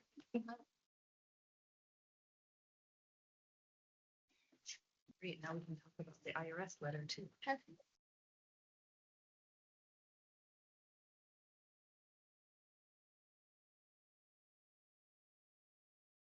Ready?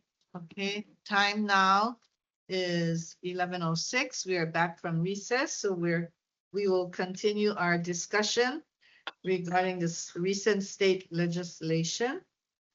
And we have comments from the department, since this was made, looks like specifically for the island of Maui. Director Silva or? Chair, I'm sorry to interrupt. Commissioner Misaki, I just emailed you the documents that was just handed out. Thank you.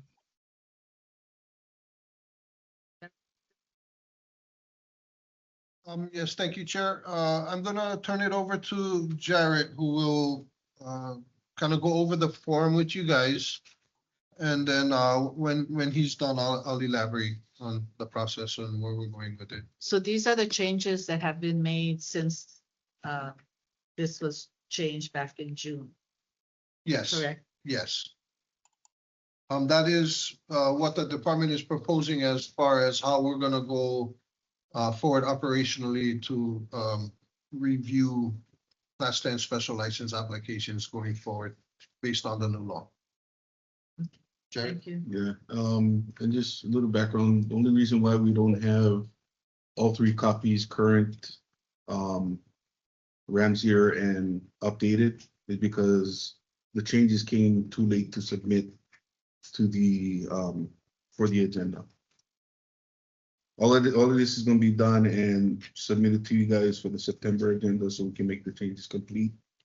And then we can move forward with new forms. But I'll explain, there's not too many big changes on the checklist. When you look at the checklist, basically the same information is there with the exception under US Internal Revenue Section 501c3 exemption letter, not over 5 years. I did add the rules, which is rules of the Liquor Commission 08-101-22J2, which makes that required. And yeah, so everything else on the front page is exactly the same with the exception of the rule. The second page, the first items required for filing of application continued. All of it is the same with the exception of the verbiage for description of proposed licensed premises. The original says, example, floor plan, drawing, or document clearly describing the proposed licensed premises, borders of the premises, identifying areas and provide dimensions for music, entertainment and dancing, portable bars, silent and live auction areas, etc. The new verbiage is example, document clearly describing the proposed licensed premises, borders of the premises, and states if live entertainment and dancing, portable bars, silent and or live auction will be provided, etc., or a drawing. So we will still keep the drawing in there if they want to use that as an option. It's not something that's required anymore. A floor plan drawing.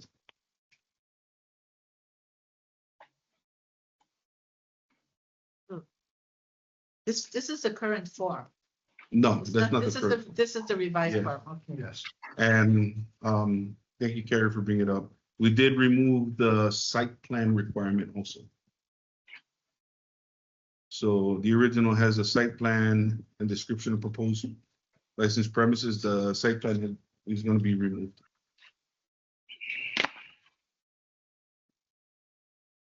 So this is for an existing licensee to have a special event. No, this No. is for a nonprofit or Somebody political It's not, it candidate. doesn't have a license. Thank you. It's for a 1 to 3 day event. No more than 3 days. And so the additional requirements for political parties has not changed. Required items for issuance of special license. The verbiage for initially was, if not provided at the time of submittal, the application for special license listing employees who will be serving liquor at function to include full legal name, age, and certification card, if applicable. And then if minors under 18 years of age will be employed to perform the event, and we do have a form number DLC 025 for that. There is a additional box, so the verbiage now under this required items for issuance. If not provided at the time of the submittal, the application for the special license permit for the temporary reduction of the liquor license premises housing the event.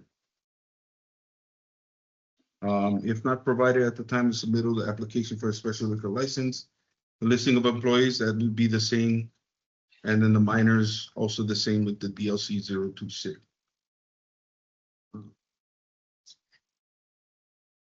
Okay, and I don't know, I'm missing a little bit of things here, but if you go back to the top of the second page, the items required for filing of applications, the verbiage was we just added or in front of if at a park or county facility because there was confusion with our applicants.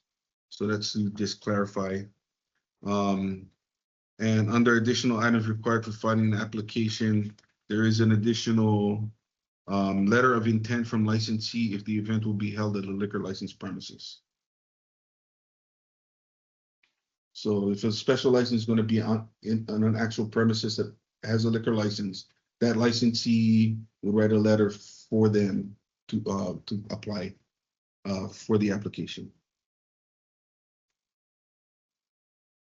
And is there gonna be specific verbiage that is gonna be required in that letter? Or it can just be super simple, like I just wanna eliminate write a letter and then So the way, it's not good enough. so the way that LCO explains it to the applicant is just acknowledging the application, the date, the times, and the proposed areas that they're planning to reduce from their licensed premises to allow for the event to happen. So this has been a longstanding requirement. It's just that we're trying to provide more clarity on what is required if they have the event at a licensed premises. How many of these do you do a year? Well, like 40, 50. Really lots. Quite a few. How nonprofits make money. I do have a question on page 1 of 2. The U.S. Internal Revenue information. We're citing 8-101-22J2. When I read that, there is no mention of not over 5 years old or affirmation letter not over 3 years old. So I don't think that that's actually a requirement under that rule. It does say that we need the letter, but there's nothing about the timelines. I think Jared, what he meant was that the requirement is the IRS determination letter, not the 5 years is per rule. And I think earlier today when we were the first time when we were talking about the exemption letter, the 5 years and the affirmation letter, I believe that came from discussion of the corporation council, well, the commission at the time, as corrected is the right word, or maybe recommended, suggested by corporation council at the time. Okay, I think that we should, I would like to see another look at that and see, I'm okay with keeping that if we can add another or and say prior year 990 filing for the nonprofit. But if it's something that we need to have Corp Council look into, maybe we could look into it before the next meeting to determine whether we can add that as an option. Is that okay? Yeah, I haven't looked at if there's a code section or administrative rule that states not over 5 years, and that would need to be. The one that's listed on here does not have any timeline. The county rule, I don't know about HRS. Oh, okay. I'm just saying, can we look into that? Can that be part of the motion to look into that? Yes. Yeah. Yeah, because I don't think the department would have a problem with accepting any other document that could verify that information. Perfect. As long as it does meet the minimum requirement as identifying the entity to be a qualified nonprofit entity. Perfect. That's all I would like to see. Yeah, another option. Could we make it in writing that we can have something that verifies it besides the determination letter because and I double checked it. If you just look at the 990, it does specify which type of 501c it is, like whether it's the 4, 7, and 19. So if they could just show us the last year's filing instead of having to wait that for a possible 8 months to get the IRS determination letter. I could have it in writing. There might be a lag in time in regards to the filing of the 990 and it being available online with the IRS. So it might be the prior years. I just don't know when the deadline is required for nonprofits to file that with the IRS to have it posted, but you can pull up 990s online, right? Yeah, pretty. Yeah, public knowledge. I mean, if they didn't file for one, then I guess there's that, but for all the other people that don't want to have to wait the lengthy time to get the determination letter and they've already done their taxes or they've been established since what 1980 something, and If they can show proof that they actually filed it, I think that's the concern, right? If they can, just if they provide 990 that actually hasn't been filed, then that might be a problem. Yeah. right? Yeah. Yeah, their last year. Yeah. Yeah. Otherwise, all of a sudden you're not in compliant and like it happens fast. So, yeah. Okay, so I guess when we can include that in an overall motion once we're done discussing the rest of these things. Okay. And then there are, well, I don't know, we're just doing the checklist now and then we're gonna move on to the application. Okay. I have other comments for the application, so I'll save those. Anything else for the checklist? Any more comments? No? Okay, can we move on to the application? All right, starting with page 1 of the application. The good thing about it is it actually, the rewrite of the application actually brings it down to 3 pages instead of 4. So that's one start. As far as the first page, everything is the same. There was no changes to that. The second page, there's major changes. So the first 2 boxes are the same. There's no change in that. That's the third box with all these questions. Almost all of them have been removed. And what we're asking in that is, will there be a person under the age of 21 attending this event? Yes or no? Will there be persons under the age of 21 working and performing at this event? If yes, submit DLC 025, registration of minors for entertainment and employment. So that's the only 2 questions we have from the number of questions that we had in this box.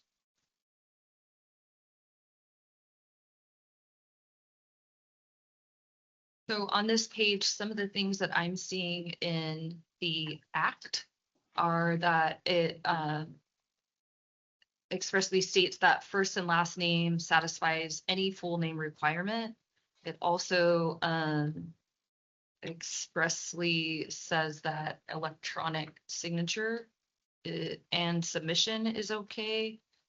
Trying to go through and see what else. So Those are 2 things that I see in the act that we're not doing here. No, we are doing, that'll be when I sum up. After we're gonna tell you how we're gonna be reviewing and processing. This is just the form, the information on the form right now is what Jared is going over. One of the other things that it does mention in the act is that if the event was held on a property that had multiple TNKs. Yes. As each property, each TNK location had to submit an application, even if the event was held only at one place. So does that stay the same? That does, nothing will change there? That is still required? Okay, let me give you an example. If a function is on a golf course and the golf course spans over several different TMK property lines, one application, what we're looking at is entity that has control of the property. and the property, we're not identifying it by TMK lines, we're identifying it by the actual use of the property. That's one application. It wouldn't be multiple applications for the separate TMK property lines that it crosses. So that's something that is addressed in the bill. And that is how we're going forward. Well, was that something in that processing? we were requiring prior to this? I They, I think that was a one-time situation that occurred because I think, and I don't know how else to explain it other than, you know, I think it was a lack of staffing and coming into the learning of a new process going forward. In the past, it was never done that way. My understanding is that was a one-time situation that occurred. It never occurred before or since. So, but now that it's being addressed in the bill or in the law, now that it's signed by the governor, that is not something that we would recommend or require. I mean, it appears to me when I read this, that this was enacted because of something that happened here on this island. I mean, kind of strong language, you know, that it was oppressively burdensome for, I guess, here on Maui. That's why I was wondering, is that was what we were requiring prior to this, that As far as when we're talking about the TMKs, I can tell you that was a one-off.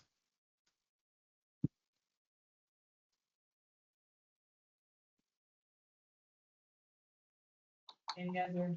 Can we go back to the application checklist for a minute? The paragraph with the date, applicant, trade name, issued to, issued by, and the kind of liquor license. I don't know what I'd put in there. What issued to, what's issued to, who, and the applicant and trade name issued by, who's gonna issue it? So if I may, I mean, typically that's the information that's gonna be explained to you when you come in Okay. for your meeting. Normally, that's how we Just reading it, you start can't understand it. the checklist, but issue two would be, like, if you're the entity that's coming in to apply, I'm gonna issue it to you. If you're representing that entity, your name is gonna go in on that line. Okay. Issued by is gonna be the investigator that is the one sitting with you at the time and issuing you the documents that you need. Thank you. Yeah, and if the application is submitted without coming in, when they do go and review the application, our our licensing division investigator will pull out a new one and they'll fill out the top because they understand what it is. Go through the checklist, and if there's any corrections and notes, then they can send it and send back the review and tell them this is what you're missing, this is what's going on. Excellent. And Okay. then that's when you would see issued by would then say self-generated. Yeah, okay. That's good. And as far as the application, it looks pretty streamlined. Yeah, the removal of those multitude of questions where the live music and entertainment, dancing, will there be live? Yeah. It'll be answered in the description letter, or if they're gonna do a floor plan, they can draw it in on the floor plan. So they have that option to describe it in words or visually. Were you folks aware of this as soon as it happened back in June? The bill, when it was proposed?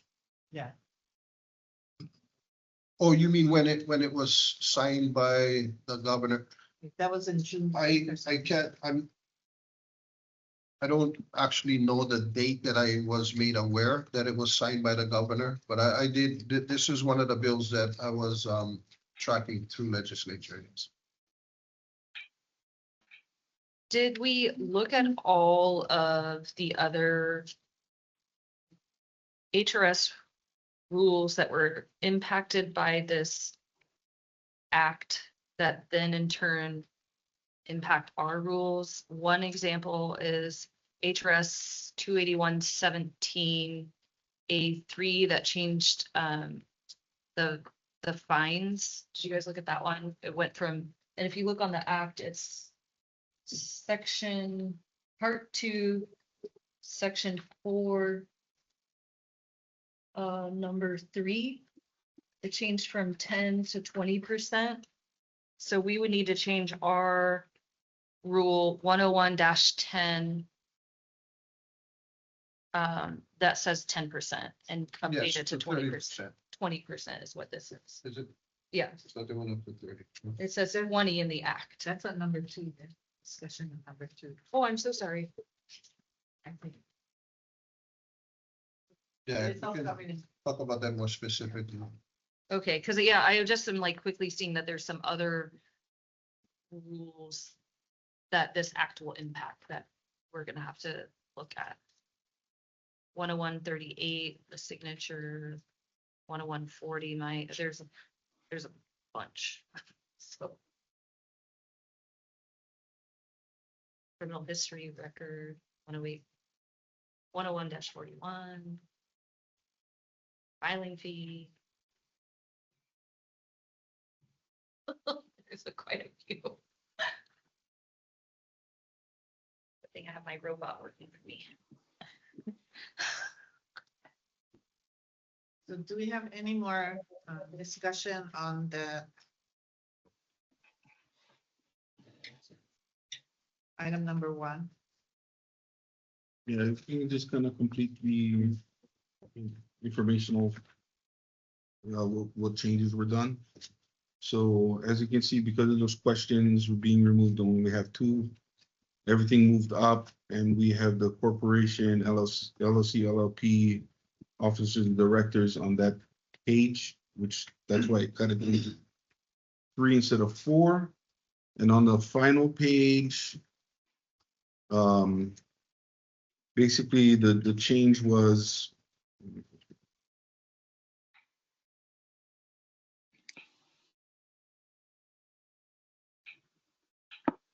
so past history and the signature boxes are the same. With the exception, I'm sorry, past history, there was a typo, I believe, in there. And now it is going to read, has the applicant ever had a liquor license or application withdrawn, denied, suspended, or revoked? If yes, explain. So, and then the signature box, again, no changes. And then the bottom box for office use only, we took everything else out with the exception of date received and application number. So there's no recommended by, refuse, or whatnot. And there's no signature line for the director, because in order for them to get a license, he still needs to sign off on the license. So on page 3 of 3, I actually did recently submit a request for clarification under signature for the live and silent auction. It's very confusing to say etc. So if we can point to a rule that lists outright what prohibited items are, because the general sort of fear or like what people are thinking is that they cannot auction off like a trip to Napa with wine tasting. But in my discussions with Lane for a different nonprofit, he said, no, that's not a prohibited item. But people think to do with liquor we're against at all costs. And I was like, no, that's not the case. So I haven't seen a reply to that email. And then just, you know, how it works for live and silent auctions, whether it's at a field under the stars or at a actual licensee, because I think like the licensed premises have been nervous about doing these things. And I know that a lot of federal, state, and county funding for nonprofits has been sliced. So these events are going to be imperative for them to continue to the amazing work that they're doing in our county. So I just want to make it, you know, like they have the opportunity to make a lot of money on these silent and live auctions. So I just am wondering about that, etc. I think, and I see your point. However, I don't know that there is a rule that will state everything. Okay. And the danger of doing that is that if it doesn't state everything, then whatever is not stated is okay. I think the way we try to steer them is if there is even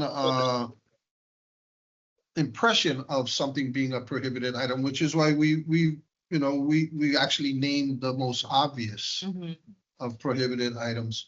That they could, time permitting, come before the commission to get a determination whether or not the things that they were trying to auction off were considered prohibited items by the commission.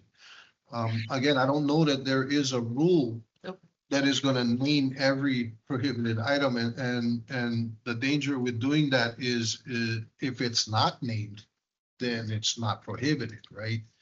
So, So a trip to Napa that they're like advertising as one of their auction items that includes wine tasting and maybe like a delivery of some fancy wine to the winner's house or however it works. well, I can tell you this, technically, an auction item cannot include, like say, for example, if it's a gift certificate from a restaurant on Maui, Mhm. that gift certificate cannot include liquor. Because licensed premises cannot give away liquor. That's a separate rule. So that's how you need to look at to interpret when we're talking about things that involve liquor. There's no such thing as free liquor if it's being provided. So say for instance that I was an individual that liked wines and I donated a bottle of my very fine wine to this nonprofit for them to auction off. Is that okay? Yeah, I think we've seen those, and we've also seen like gift basket type situations happen like that. So it becomes, how do you interpret that, right? Any sale of liquor requires a liquor license. But I'm a private individual. It's not being I'm not selling. Right. Yeah. No, So so that the licensee, the guy who's applying for the permit and we're having a silent auction for wine, they have to get a license. Yes, and that would be the class 10 special Right, license. but the person who's giving it doesn't have to do anything. No, Except because write it off at that point, it's not a sale, right? Right. The sale happens after the fact. That would be a donation, and that would be okay. That would be acceptable. Oh, but the nonprofit that is auctioning that bottle of wine, so whoever purchases it, also they would. The class 10 would allow them to sell that wine during the course of the auction. Because they have this license. So Yes. it's 100% okay for a nonprofit in a silent or live auction to auction wine or like a trip to Napa that includes wine tasting. I believe so. So I- may I? Yeah, real quick. So in the current rules, it does state the class 10 license granted under the subsection for fundraising events shall include the ability to auction off at live or silent auction liquor in sealed or covered glass, ceramic or metal containers or services that provide liquor. Great. Okay, people have the perception that they know can't. So thank you for reading that rule and it's now on the record. Thank you. Great. I'll reply to the email. However, I can also emphasize that there are certain types of licensees, I believe manufacturers and wholesale licensees are able to donate liquor to a nonprofit to utilize for their fundraising functions and events. But those are the only types of license that are able to do that. To donate it, but a private citizen can donate. Yes, Yeah, and I have seen that before, like RNBC or whatever, donate all the beer for. but a class 2 restaurant or a class 18 small craft producer pub, those cannot, they don't. And meet yeah, the they're not donating it, but what I'm saying is like the fundraiser is happening at a licensed premises, but the nonprofit is getting this license. So that would allow them to do To sell, to yes. auction. Yeah. Live auction. Yeah. Okay. Receive that- money for the liquor, yes. Perfect. Okay. Wow. Let's raise some money for our nonprofits. Yeah, Thank you. just be advised, if it is on a licensed premises, that letter of intent, Should say. it's gonna say that on the date and time, but then the licensed premises would have to apply for a permit to reduce that area. I don't understand. So the licensed premises cannot have a license in it. So when we get a letter from the licensee saying that this event's gonna happen on this date, this time, we expect a permit request from that licensee to reduce the area where the special license is gonna be. Let me try to explain. Can we make that easier? Because Well, God bless them kind of low It for is what they're easy. doing. I'll tell you, the reason is two licenses cannot exist at the same place at the same time. Okay. The department cannot review a license to license an area that is already licensed.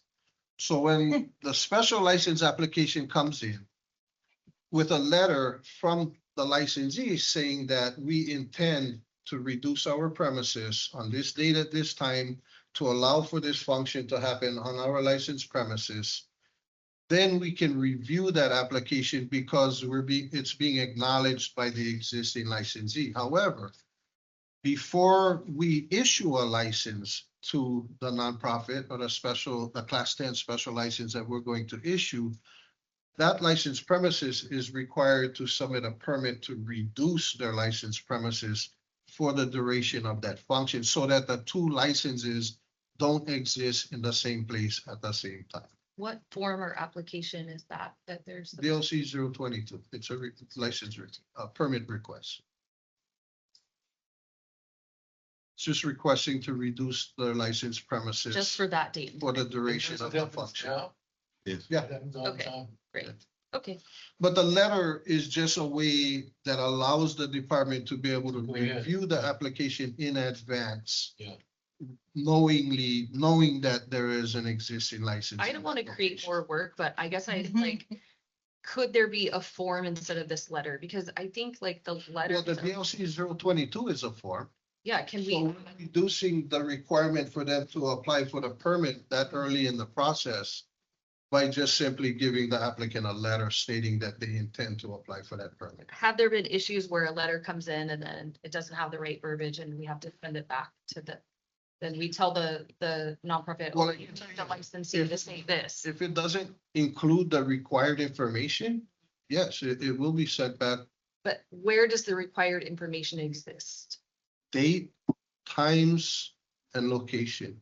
I mean, because if you're gonna apply for a special license, you know where it's gonna be, Yeah, you know when it's gonna be, and you know what time it starts, what time it ends. That's the required information. but they need a letter from the licensed premises. The nonprofit needs to call who they're partnering with and say, I need a letter from you.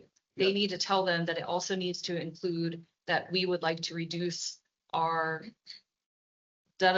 like there's specific language that you want it to say, like, how do they know? I don't believe so. It's just in cooperation, right? I mean, That's Yeah, what I I'm mean, saying. it's, required information is will still be required.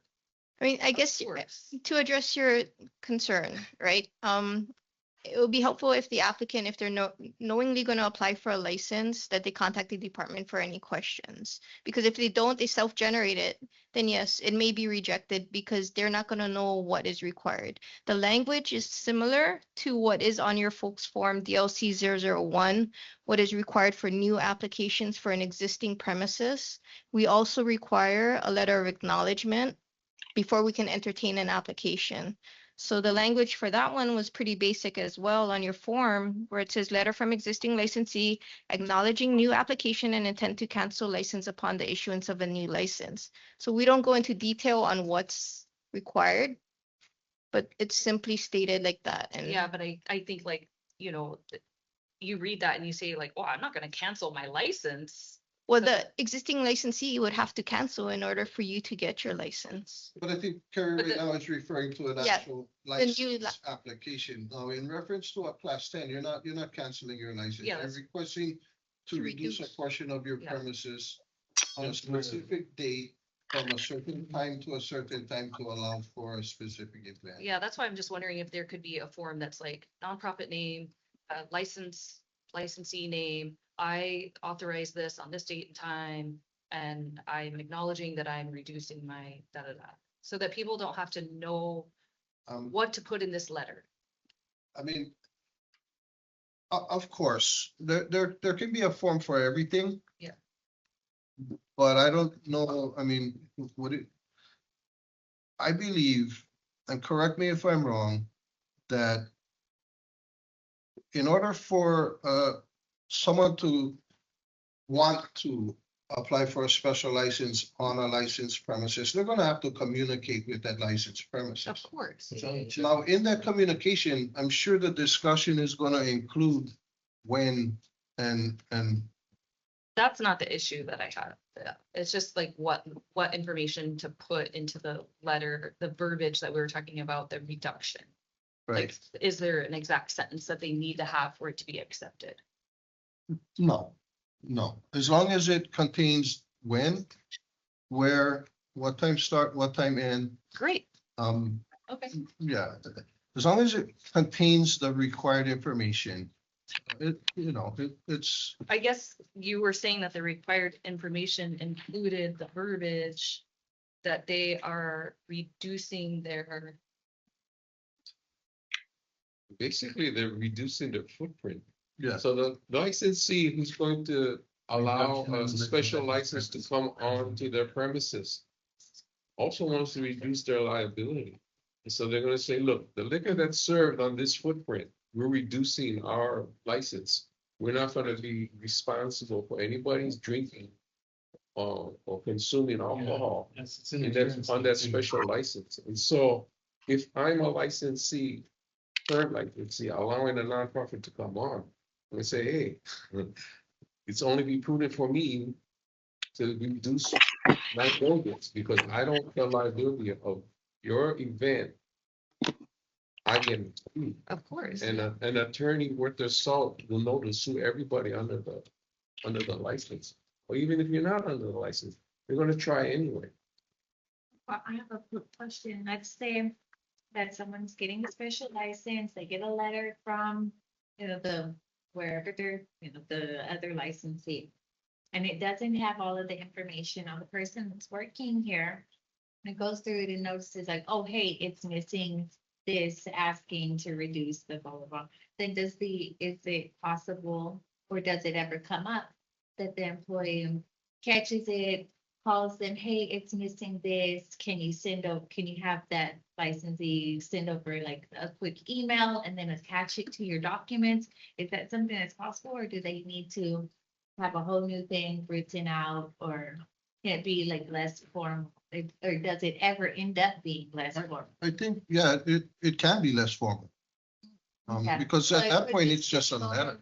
and shoot my county.us whatever email and then attach it with all your other forms. I don't know if that works for you folks, and I wouldn't want to impose it if it's not. Well, now keep in mind with the new bill, they can submit electronically. So that's kind of in line with what you're mentioning, that Oh, okay. they don't have to submit any original letter, anything. It can be something So then if there electronic. is slip ups like that, it's gonna be way easier for us to just correct it. Boom. All right, the letter didn't have it. Let's just fix it right now while we're in the process.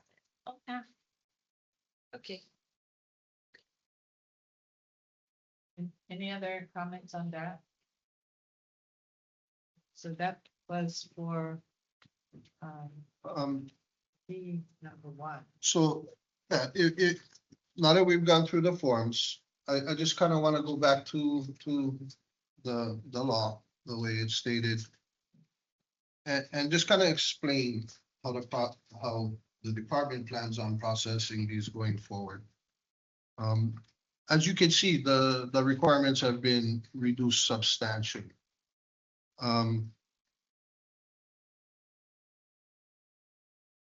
And these are some of the things that I'm gonna run by you guys, and it is your decision on how we go forward from here. In the processing of this, because it does allow for electronically signed application. So we can accept an emailed signature on an application for the Class 10 special license. Now, the department feels, and again, this is where you guys can weigh in, when it comes to things like authorization to use the property. Whether or not the department can or should accept an electronically signed version of an authorization letter that is authorizing someone to utilize someone else's property. It doesn't reference that in this law as far as I can see, other than if we're going to interpret paragraph A as maybe submitted electronically, and submitted electronically is going to apply to every document within the application itself. The reason I bring that up is because that is the document that allows Class 10 license to go onto a property that does not belong to them. And what the department is looking for is assurance that the property owner that the function is taking place on is aware and is in cooperation with the application that is being submitted. We've always requested original signature on that document.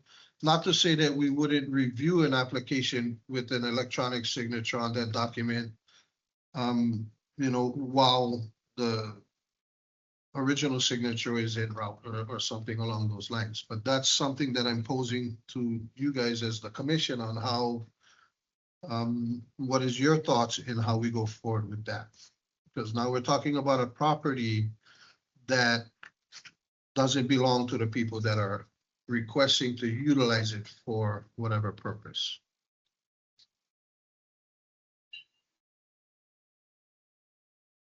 I think in one of our discussions on the other rules, when we were meeting with Christy, she was mentioning that there are very few, even like within the county, all the county departments, like they accept electronic signatures for almost everything. So And that's why I'm posing the question to you guys. like even for like huge giant contracts, et cetera. So yeah, I don't know what the difference between like one of those like Adobe e-signatures on the form versus like me just signing someone's name in the parking lot and bringing it up, like, you know what I mean? So. I think we have to determine as far as the electronic signature. If I just sent from my email to the department saying I authorize so and so, and that was it. Would you consider that an electronic signature? I would. There's a whole lot. I believe, yeah, I think we have this item under 11B. the electronic signature. Yeah, that Christy Trenholm was planning to discuss when she gets here. Oh, okay, we're Yeah. talking about She that wanted later. us to wait. If she's not here when we come to this, wait until she arrives. to So I think discuss we should this. table that then until we know about the overall Uniform Electronic Transactions Act. Okay. All right, so I'll move on to other items. And again, now because seems like it's become more of a clerical process than a process that is gonna be going through the investigative process. That it'll be something that is gonna be done by our licensing clerk staff, other than it being required to be a liquor control investigator that processes these applications. One of the reasons, and if you look back at the application, that's where the signature line on the bottom of the application went away. We're looking at it very similar to the way we look at our liquor license renewal applications. The director does not sign off on each liquor license renewal application.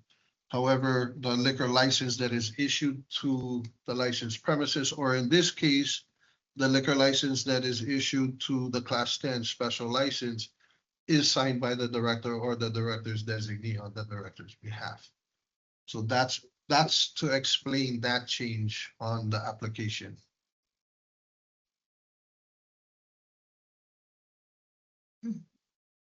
Now, also on the application, you notice that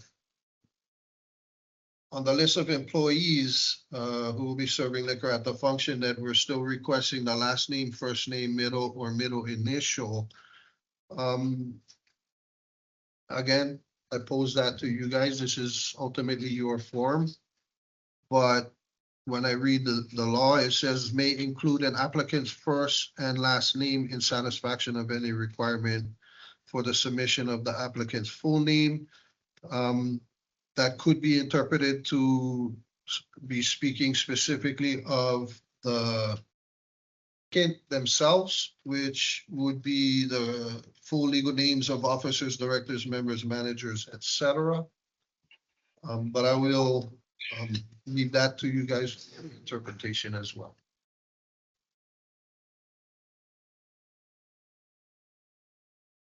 I guess it's just like, I mean, I'm glad that they put that in there because it has been something that's kicked back different applications because most people don't write their last name first, and so they just write their first name and then if you don't have a middle name, like I think some intake was saying, oh, you have to put like not applicable or whatever, but then like that to me looks like that's your middle name. So that's confusing. So I just like it just as long as everyone's doing everything the same way, you know, but to me, it should just be your name is your name. It does look like in the act that it does say the applicant, doesn't say everyone. So if this is, I don't think it's a state rule that it has to be that way. It's more of just our internal. So Take off the middle name. Middle name, middle initial. Take it off. Background checks run on directors, so, okay. I thought there First and last. No, not for the class 10 special license. Sorry, specialized. Or I think would it just be more loose that you don't necessarily have to fill that. I don't even remember how to spell my first name most of the time. I've never heard my parents call me by my first name. I only go by my middle name. But if I have to fill something out, I put like C, Kahelani Silva, and nobody gives me any grief about it, no matter where I go, except for the DMV. But even then, I make them have to use my first and middle as my first name. So I don't know. Does it just have to be that strict though? I mean. I'm posing this question to you guys. This is your form, so it's your decision. Just Okay. name, you know, just your name. Yeah. I don't think You it know has to what your name specify. is. Yeah. My son's named Richard Lucas at Woodford, and we call him Lucas. He's never gone by Richard because that's my name. So, you know, when he signs his name, he signs Lucas Woodford. Doesn't matter. It's a middle name and a last name still. well, I think like for the directors and things like that, like when I filled this out one time, I just copied exactly how I had it on the DCCA because at that time I thought that but then we were told that the department's not like looking at the DCCA. So that's how I had done it because I figured like if the DCCA is accepting it and that's what's listed to the state of Hawaii as our officers, but we did not have middle. So one thing I do know is that everyone that has a Hawaii driver's license has their full name on their Hawaii driver's license, first, last, and middle. Spelled out. Since it's gotta be in your uniform and deco. Yes. I think employees, you know, I think whether you leave it there or not, they don't put a middle initial or a name, it doesn't matter. If you got a name, who's gonna say, well, you didn't put down all your names? Will this mean that you'll say, reject anything that doesn't have all those things? Anything it has more to do with the intake of it, right? Right, well, but see, that's the thing, right? If you don't put a middle name, we're not verifying each name that's on this application employees by identification card. Yeah.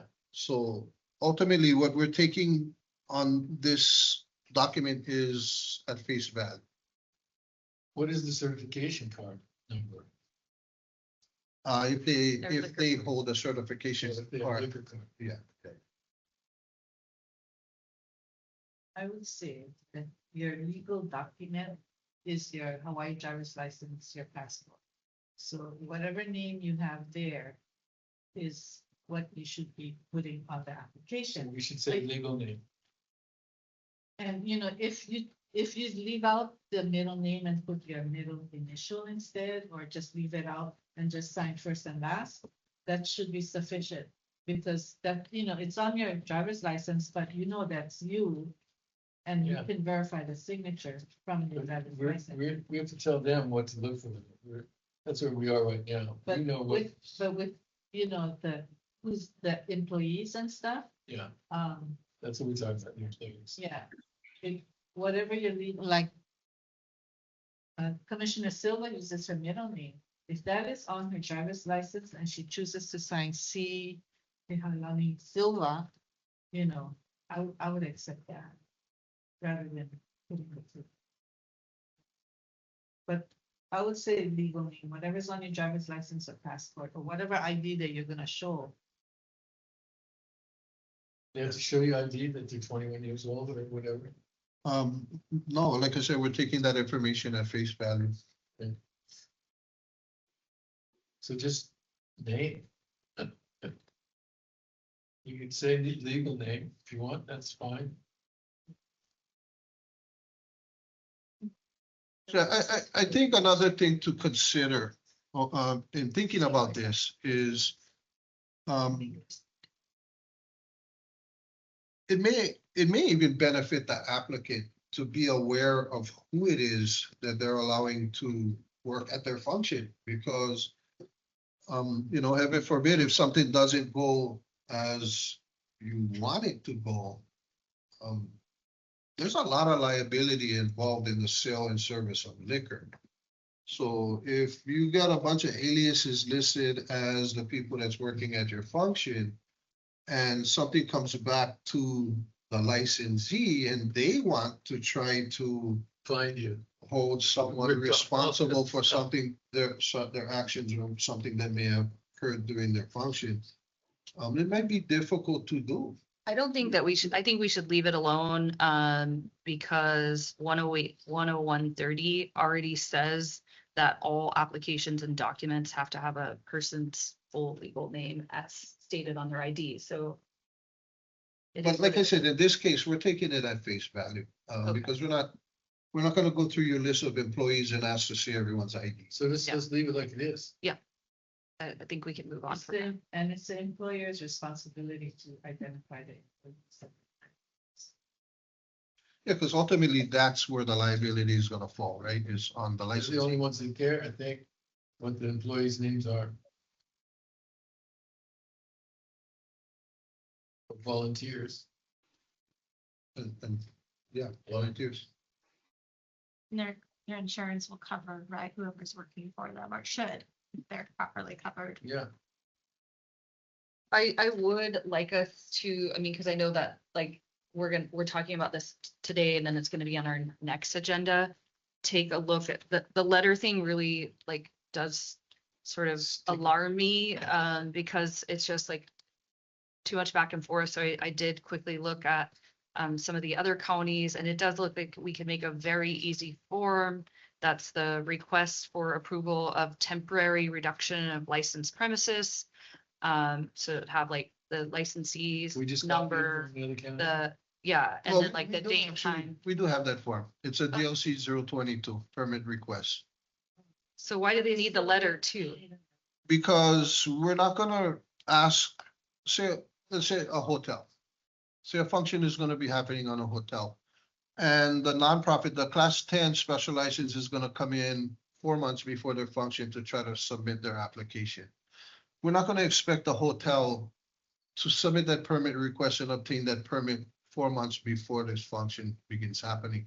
The letter only serves a purpose of informing the department that the licensee or the licensed premises that is gonna be affected by this application is aware and is okay with this application taking place.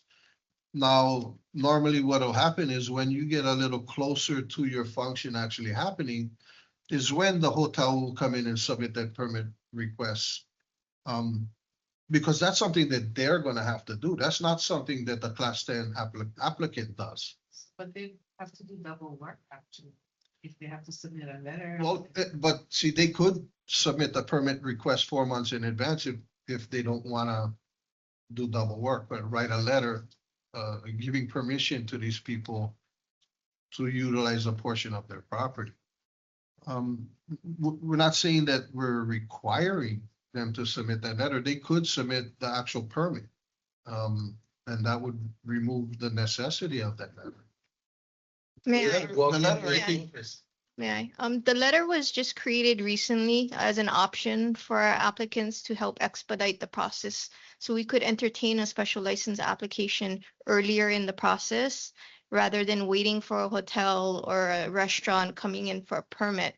So, the letter is not required. We can take in the permit, but it was just another avenue that we wanted to provide to our applicants to help expedite, because we did receive concerns from like the hotels or whatever. They didn't want to submit early, but Yeah. they're willing to do a letter. Trying to accommodate both This is sides. an It's alternative. kind of between the nonprofit and the Okay. hotel. that- Correct, Just letting everybody know. correct. Yeah. Okay, I just wanted a list of the required verbiage. That's, In the letter, it's not really required as much as because the applicant's gonna do it okay, anyway. So nothing's really required other than just letting the okay. department know that they're okay with it. But they still need certain information in that letter. Yeah.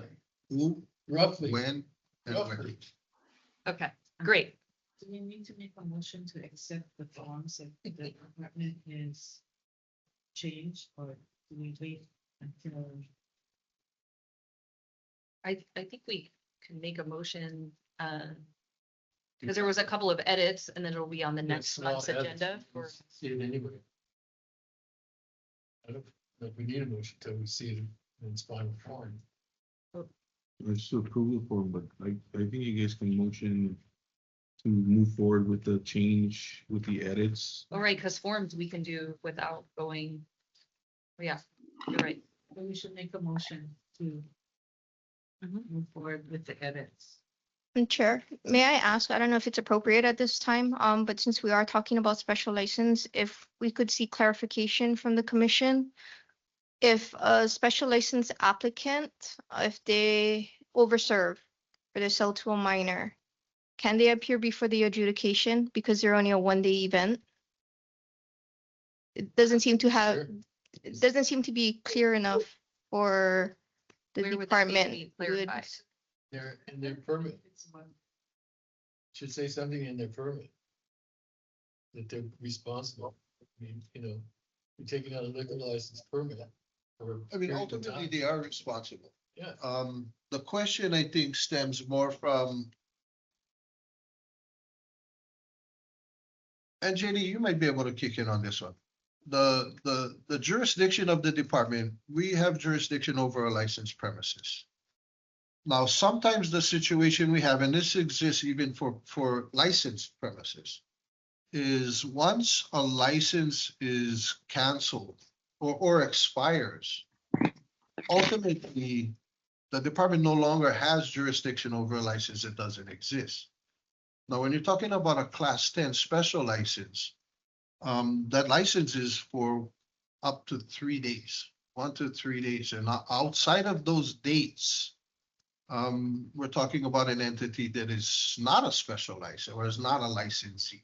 And so where does the department's or even the adjudication board's jurisdiction begin and end in regards to a violation that happens and to hold responsible an entity or an individual that is no longer considered a licensee? They're responsible, I believe, just for the 3 days. As long as the license exists for those 3 days. So I So- think, and that's kind of the question. So if they overserve or they serve a minor during the event, then yeah, the nonprofit is on the hook. So even outside of the dates that they're held under the license. Well, if it's not, if it occurs during the event, then they're, 3 months down the line, they're still responsible. Thank you. Oh, you look happy about that, Carrie. We're seeking clarification for a while now. Yeah. Well, I mean, I think, like, do we need to have court counsel look into it as well. I absolutely think that that would be the case. And then I don't know if there's a list of like, then if this happens, whether there's a fine or then, you know, the same nonprofit comes back and wants to do another event. And then are we saying like, sorry, you guys.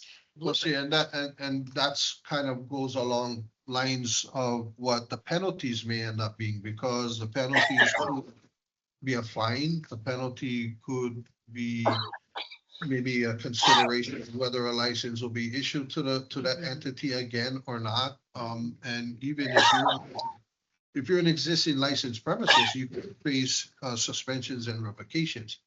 So I think those are the things that need to be taken into consideration, because But not the license, the licensee for the event is the nonprofit. yes, Okay. They're the ones responsible, not the venue. in the eye of the department, it's Correct. who the licensee is that is, through due process found to be responsible.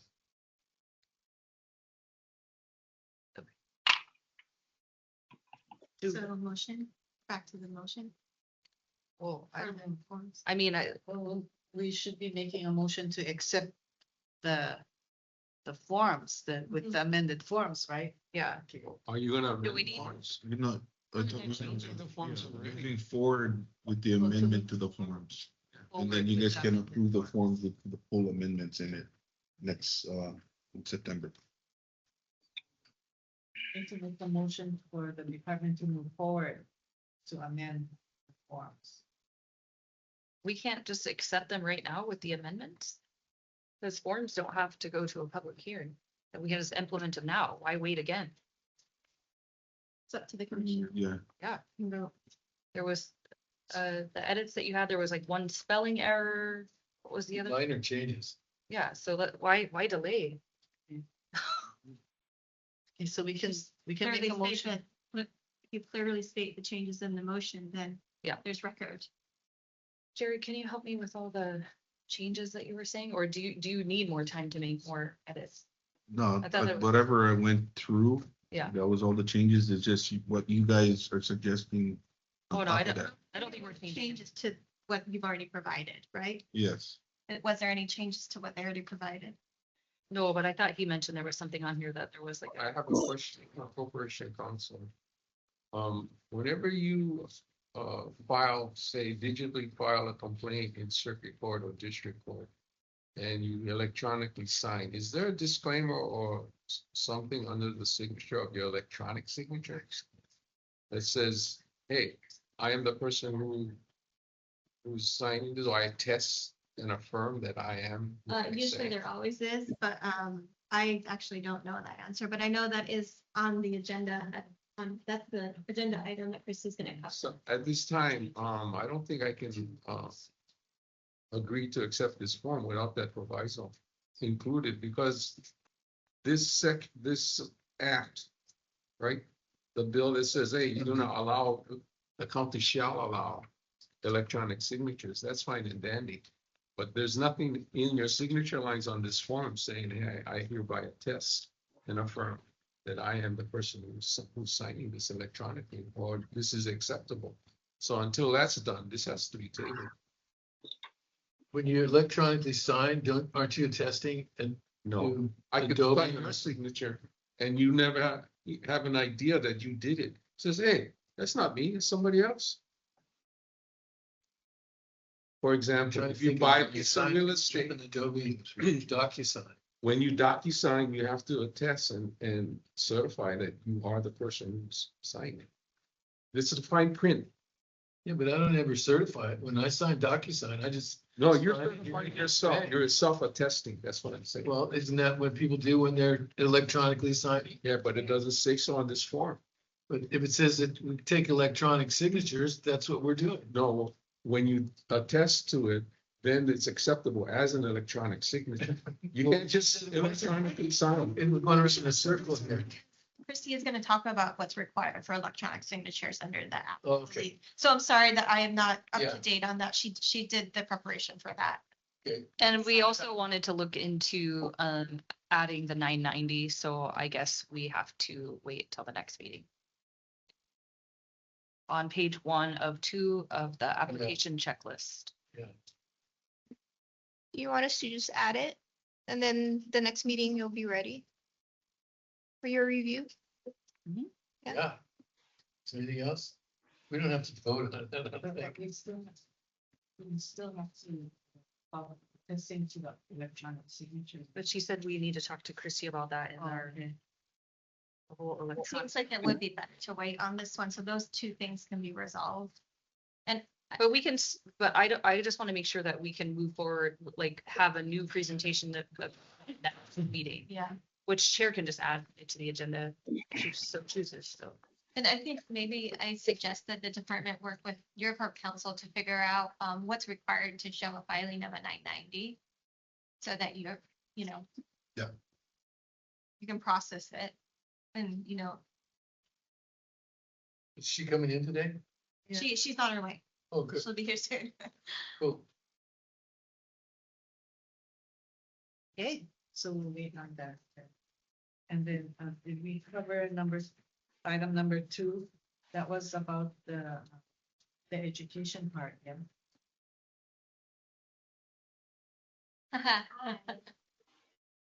We're just talking about you.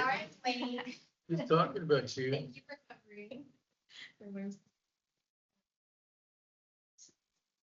want to? We are still B2. B2. proposed administrative. 10A. Maybe the motion to move forward with the changes that were discussed and for approval of the form at the next meeting. Is that my understanding of the I motion? think they're just gonna go ahead and make the changes. We don't have to tell them. We'll just have it on the agenda, yeah. Thank you. Thank you for your help this morning. Yeah. They're ready to talk about. Oh. For the record, we have Christy Trenholm here at 12:13. Brought your electronic pen. Well, we cannot see them, but they can see us. It's going dark today. Special.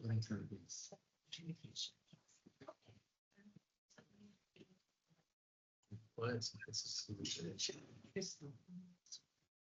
First letter, that conversation, because I feel like that was just. Are we taking another break? No, Just, they're tagging out. Well, thank you. Welcome. Thank you.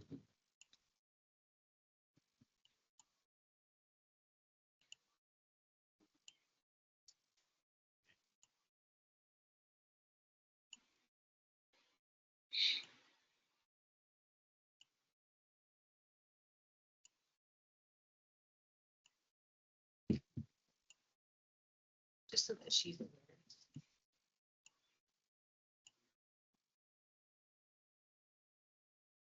Thank you, Christy. Thank you very much.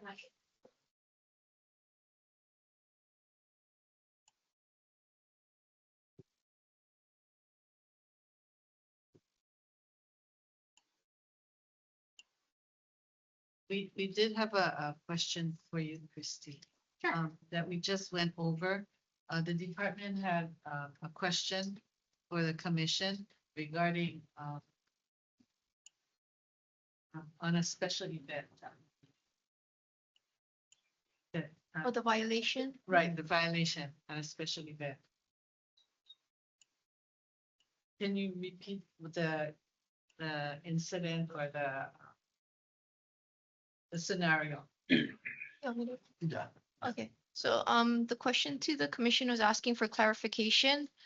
Because special licenses are events up until for 3 days max. In the event that they are inspected or there's an over-service case or fatality of that sort, because the license is no longer in effect after the 3 days, can they still be held liable and come before adjudication? Our opinion was yes.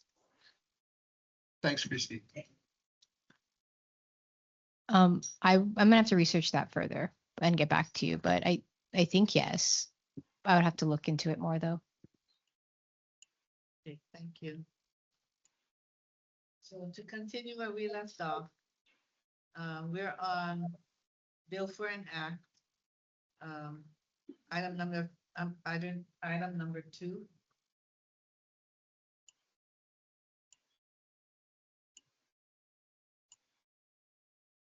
Wasn't that the one about the education fees? Okay, yeah, that's the increase from 10% to 20%.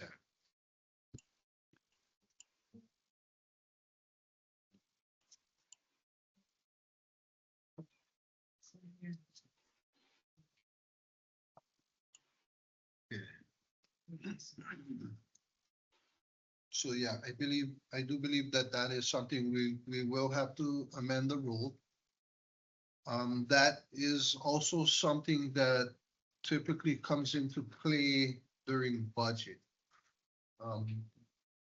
And as you know, a lot of you are aware, we come into when we present our budget to you guys, that's when we basically include whatever monies that we're providing for the grants to go towards the underage drinking prevention programs, which right now we're funding a grant for MEO through, I believe it's the Department of Human Concerns is managing that grant on behalf of the department.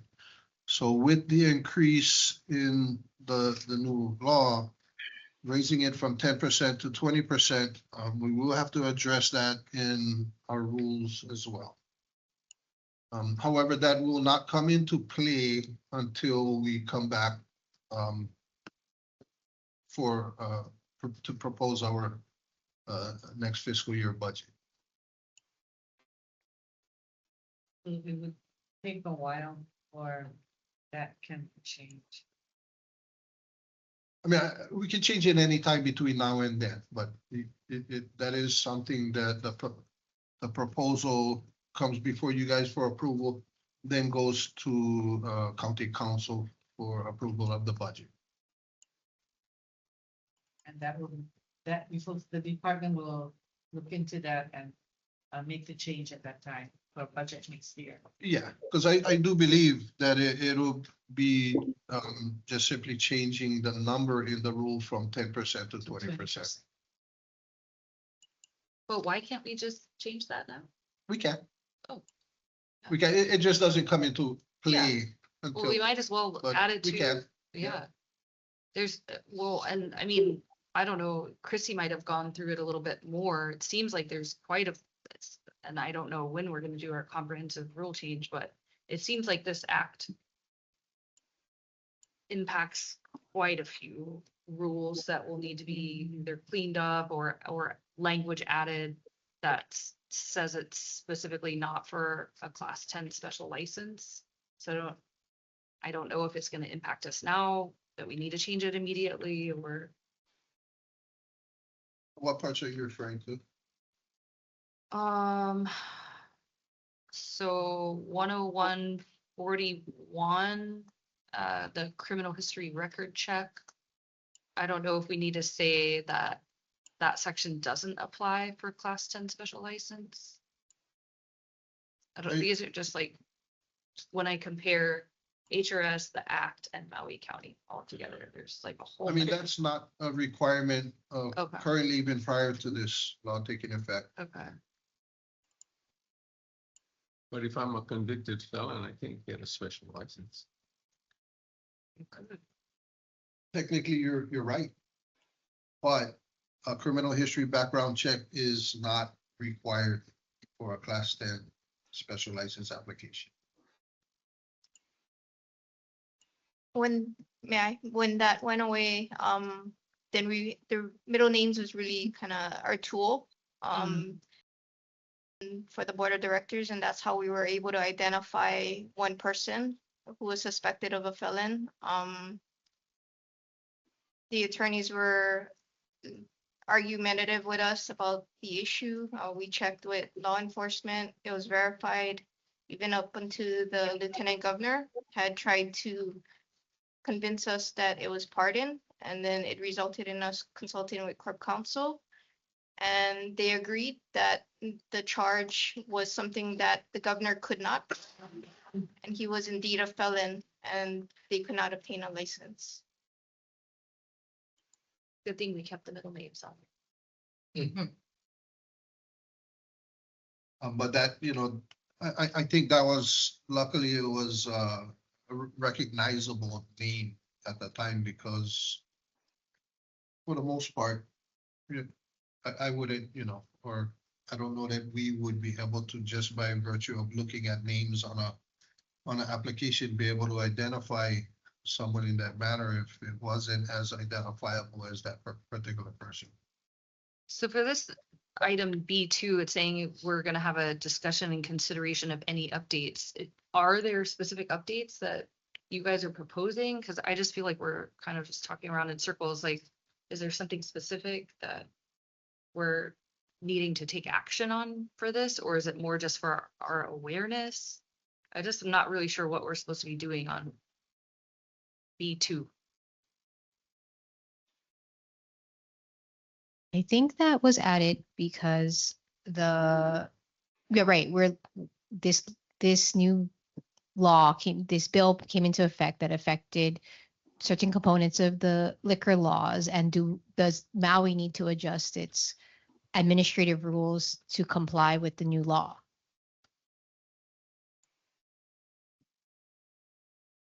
I think the one area that we do need to adjust based on what has changed is the increase from 10% to 20%.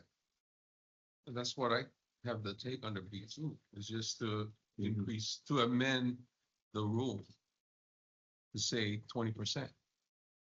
Right? Yeah. So if you need a motion, I make the move that we amend section 808-101-10 part 3 from 10% to 20%. So, Christy, that a change of that nature would require still to go through a public hearing process.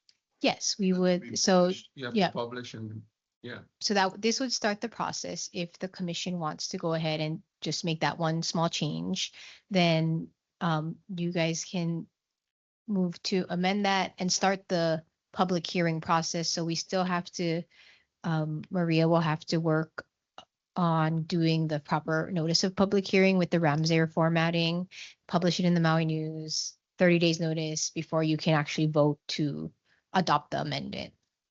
And it still has to go through budget next year then, on top of that. I mean, we can amend the rule now. And then it doesn't need to go through budget to be approved, but it doesn't, I mean, the department doesn't access those funds Right. until next year Right, budget. right, okay. I second. Okay, good. So we have a motion made by Commissioner Kim, seconded by Vice Chair Garrett to update rule number 08-101-10 part 3 to increase from 10% to 20%. Correct. Should we say that it's in accordance with this act or no need? You can say in accordance with that. I don't know what the act number is. 106. That went into effect June 8th, 2026. Oh, it's HRS Yeah. 281-17. Should say that one. Yeah. But I guess to that point, we came across this issue with the penalties, right? Because the rule said the penalties were 2,000, then the state law changed it to 5,000, but our rule still said 2,000. So then we ended up just referring to the specific HRS section. Right.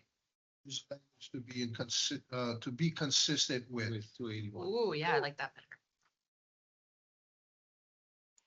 Then we don't have to change it again if the state changes their mind. Okay, so we have a motion made. Well, I guess hoping that's we can- is that a friendly amendment? What do you think? I can restate the motion. Okay, great. Okay, Yeah, I move that we amend rule 08-101-10-A3. Three.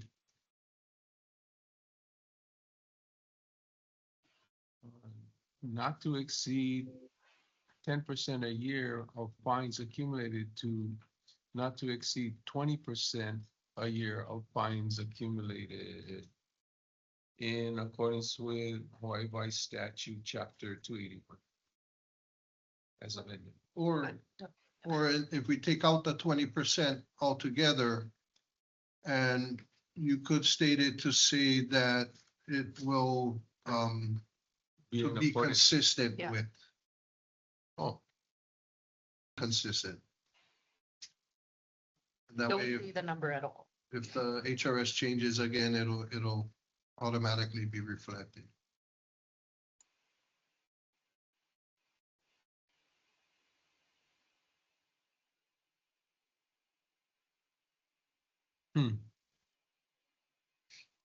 it's hard to say.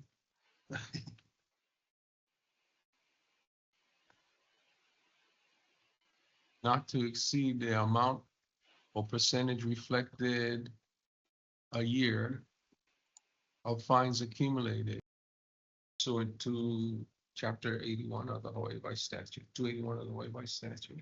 Would that work? 281-17. 281-17 section then? Yep. Instead of chapter? Yep. Okay. Second stands. and seconded by Vice Chair Garrett. So we have a motion made by Commissioner Kim, seconded by Vice Chair Garrett. And we will take a roll call vote. I'm sorry, what was the motion again? The motion was to amend rule 08-101-10 subsection A subsection 3, that portion that states, provided that fine monies not to exceed 10% a year of the fines accumulated, to read as follows: provided that the fine monies not to exceed the amount stated in Hawaii section 281-17 of the Hawaii Vice Statutes. I'd like to amend to just take out the 10% altogether, and we're just basically just aligning the amount with the HRS statute. I think that's what I said. I didn't say that. Then again, so I don't. No, I think- said we're gonna amend that section that says 10% to the following. Okay, my apologies. Provided that the fine monies not to exceed the amount reflected in Hawaii Vice Statute, section 281-17. Okay, perfect. I'm more of a visual, but yes. And Second, seconded yes. by Commissioner Garrett. Hopefully Maria got it. So we'll take a roll call vote. All those in favor say aye, those opposed say nay. Vice Chair Garrett, Aye. Commissioner Misaki, Aye. Commissioner Woodford, Aye. Commissioner Silva, Aye. Commissioner Kim, Aye. and the chair votes aye. Vote is unanimous, motion passes.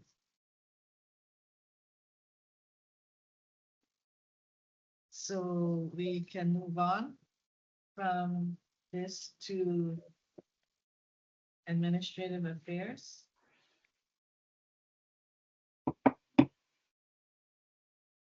Okay. The Chair, just for clarification, B1, you guys want to bring that back for the next meeting? Yes. B1, I think that was to move forward with the public hearing notice process, Maria, and then bring it to public hearing after we do that piece. No, B1, not B2. Oh, B2. Yeah, B2. B1. Oh, B1. What about, oh, sorry. Yeah, Oh. B1, the special license. Yeah, are we bringing that back? Put that back on the agenda next month.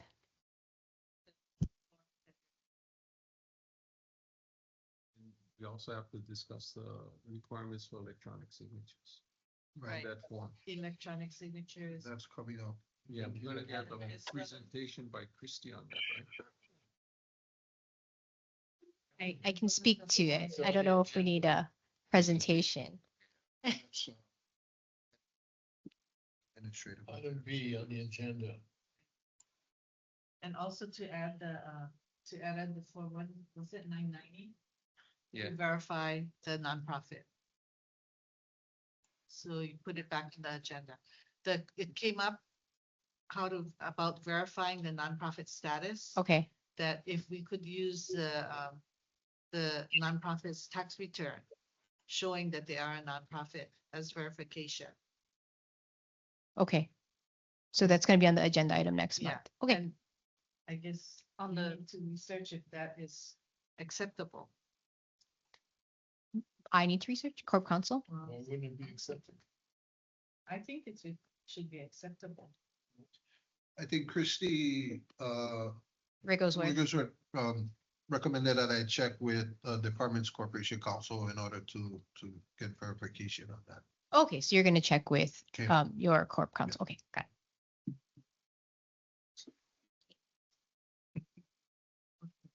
So we can move on to administrative affairs. To director's report. Thank you, Chair.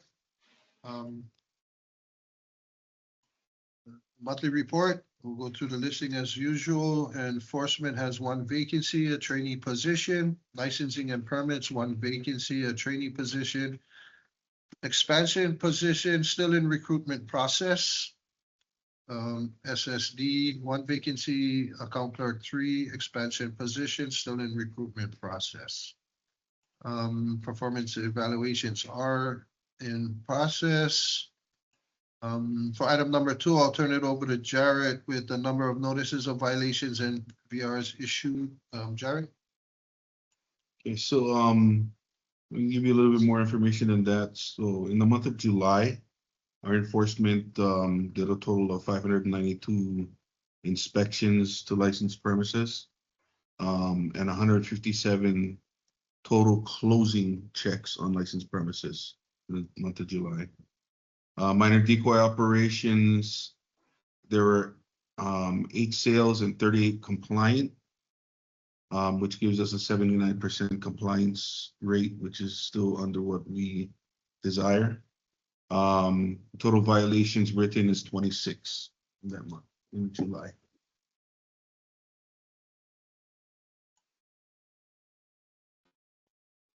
Okay, thank you, Jared. Report on educational training for licensees. Excuse me. My understanding is due to the scheduling and rotation, there have been no educational training conducted in the last month. Enforcement continues with their monthly outer district inspections, Hala, Molokai, and Lanai. Gross sales reports were due on July 31st, 2026. Percentage fee letters to go out on or about sometime during September or October to the licensees. There were 376 gross sales reports submitted to the department, and there is still 2 that are outstanding that have not submitted. Those were due July 31st, 2026.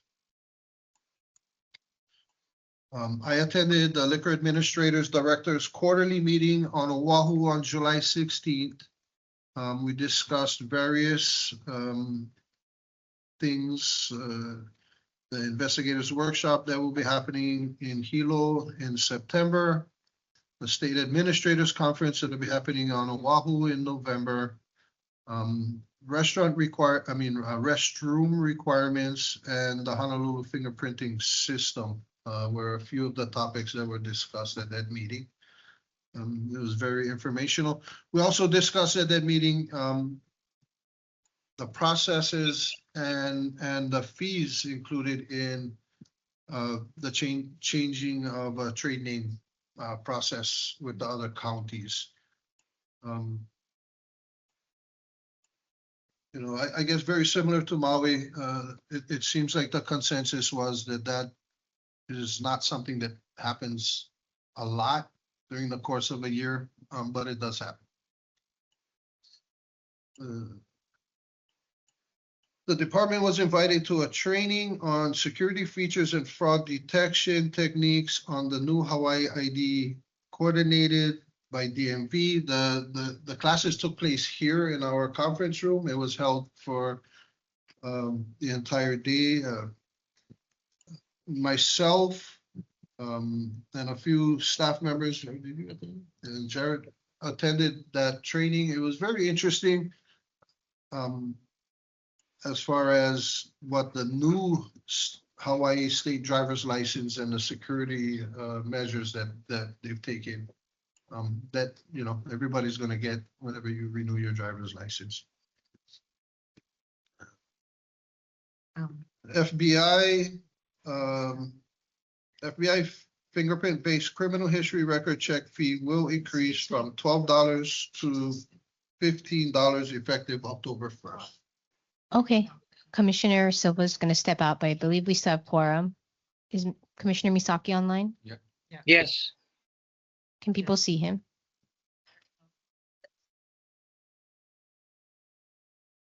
Okay. Or is Commissioner Dudawa online? No. Oh. Commissioner Misaki is here. Okay, but the public can see him. Yeah. Okay, Public can see him? can the public see him, Maria? Because you need to have 5 commissioners visible for sunshine law.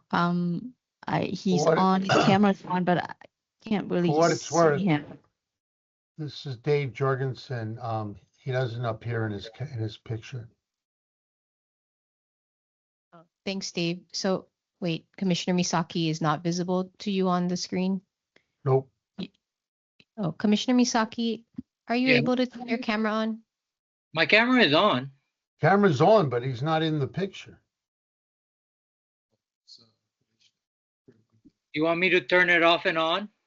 Yeah, maybe try that. Okay. Thank you. Okay, I did. Maybe turn my light on. I don't know.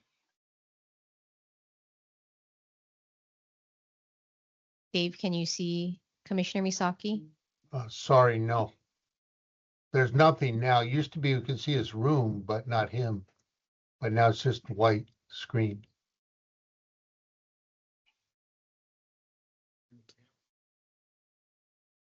Okay, Commissioner Misaki, do you want to try and log out and log back in?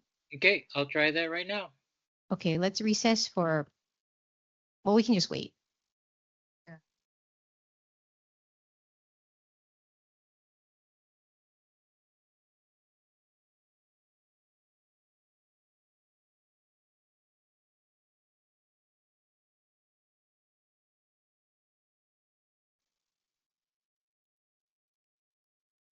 Okay, I'm back on.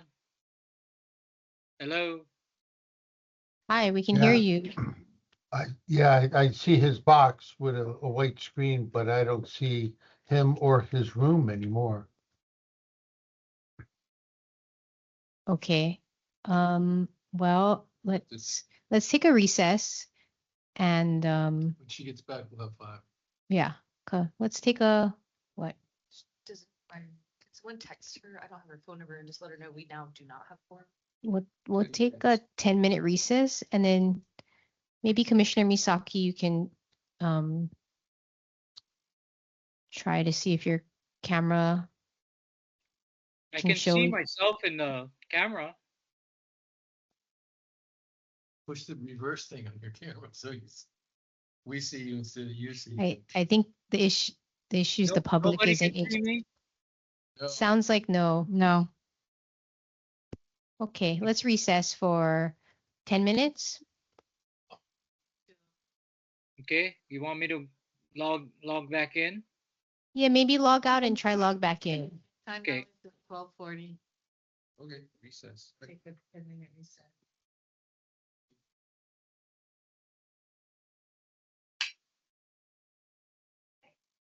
Okay, time now is 12:56. We're back from our recess, so we can continue where we left off. And I think we were still on our director's report. Yes, I was just finishing up my director's report, and if anyone has any questions, I'd be happy to answer.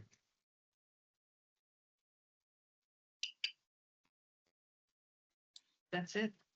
Okay. So moving on to item B, discussion and consideration on the use of electronic signature. So Christy, I believe you had some update for us. Sure. First, I want to thank Dave Jorgensen for alerting us to Commissioner Misaki's camera being off because we don't want to have any sunshine law issues. So thank you, Dave. Also, for the electronic signatures, I guess, they're generally allowed under HRS Chapter 49E. I guess I'm trying to understand maybe where the commission is looking as to the current process. I think there's another separate issue there's a notarization requirement for liquor license applications, which is separate from allowing electronic signatures. So there are two things at play there. And so I think Director Silva mentioned last time that the department has tried to work with license applicants with the notarization requirement. Is that right, Lane? Well, what it is we have allowed applicants to submit applications electronically for review. Ultimately, the notarization requirement still exists for the application, and they would need to submit the hard copy, the notarized copy after review. If necessary, we can use the electronic version as a working copy for those specific documents that require notarization. And is that something that they can mail in, or do they Yes. have to deliver it in person? No, Oh, it okay. can They- be mailed in or even electronically submitted. The hard copy notarized application. No, that can come in via the mail because we'll have been already communicating with them. Okay. Well, the other question was whether Act 106, the electronic signature applies to special licenses, which I think Act 106 specifically says that we're going to have to comply. Yes. And so if that's the case, then what are the requirements for an electronic signature? And I think there's an issue whether or not, like when we do the electronic signatures online for the financial disclosures, we have to attest it's true and accurate and whatever. What kind of verbiage would we need on the application for the special licensing So permits? I think, JD, what you're referring to is specifically in regards to this application that we were reviewing Revised, that's today. correct, Yeah. And what type of language would possibly need to be included in the signature portion of that application in order to bona fide that electronic signature, if it's being received, via an email or some method like that as an electronic signature. So, and I think you had mentioned something along the lines of certifying. Just a self-certification. Yeah, language. identifying or making some kind of statement that the person signing is actually the person that is signing. Okay. Is there a requirement? For the electronic signatures? I think typically requirement, I'm not sure, but just from a compliance standpoint, when we do general contracts for the county, we will look to see that the person who is signing has signatory authority on behalf of the business, right? So they either can, if they're listed in the DCCA or if they present us with like a corporate resolution. If it's an individual business owner, you could probably check that somehow. So it's just based on recognizing the name, not so much the person signing, certifying and acknowledging that they are actually the person signing. Right, that it's just like, yeah, the signature, if it's electronic, it's sufficient as if it would be someone had signed it and mail it into you, right? You wouldn't. But Okay. I think that was the question that was posed in regards to the application. go ahead. First of all, I'd like to figure out the difference between an email with my name on it and an actual electronic signature, like DocuSign or something like that. Mm-hmm. What's the difference between the two? Is an email with my name that came from my address, my mafia address or whatever, but it was sent by me? Does that make it an electronic signature? No, it would have to be the actual signature. So, you know, usually we see So you it's a have to stamp, be a signature stamp. Place. Right. It pretty much acknowledges it was you because it says right in 489E, an electronic record or electronic signature is attributable to a person if it was the act of that person. Mm-hmm. So it's pretty much if you do that, it's legitimate. But the question was brought up earlier is how do you know somebody else didn't get that email by mistake with that signature bar in it and just scribbled your name on it and they did it? Where is the protection? It also says here that the sending party can use any kind of security procedures it wants. So I'm wondering if that varies depending on who's doing it, you know, who's sending out the request for signature, or the things that we are doing in the liquor department, are they requiring the signature, therefore they are accepting it as the person that's doing it, or is there any other security procedures going on in their level, at that level? I'm not sure what the those are- department, yeah, that might be a question for the questions I have. department. Right. Well, before we adopt whatever forms that the department is contemplating, they still have to go through IT to be able to allow an applicant for a special license to sign electronically. Is that correct? Well, my understanding and in based on our RFLS that was submitted to through the department's corporation counsel, we were advised that even a signed and scanned document would satisfy the requirement of an electronic signature. Wouldn't necessarily require a specific program like a DocuSign or something along those lines in order for the department to accept that signature.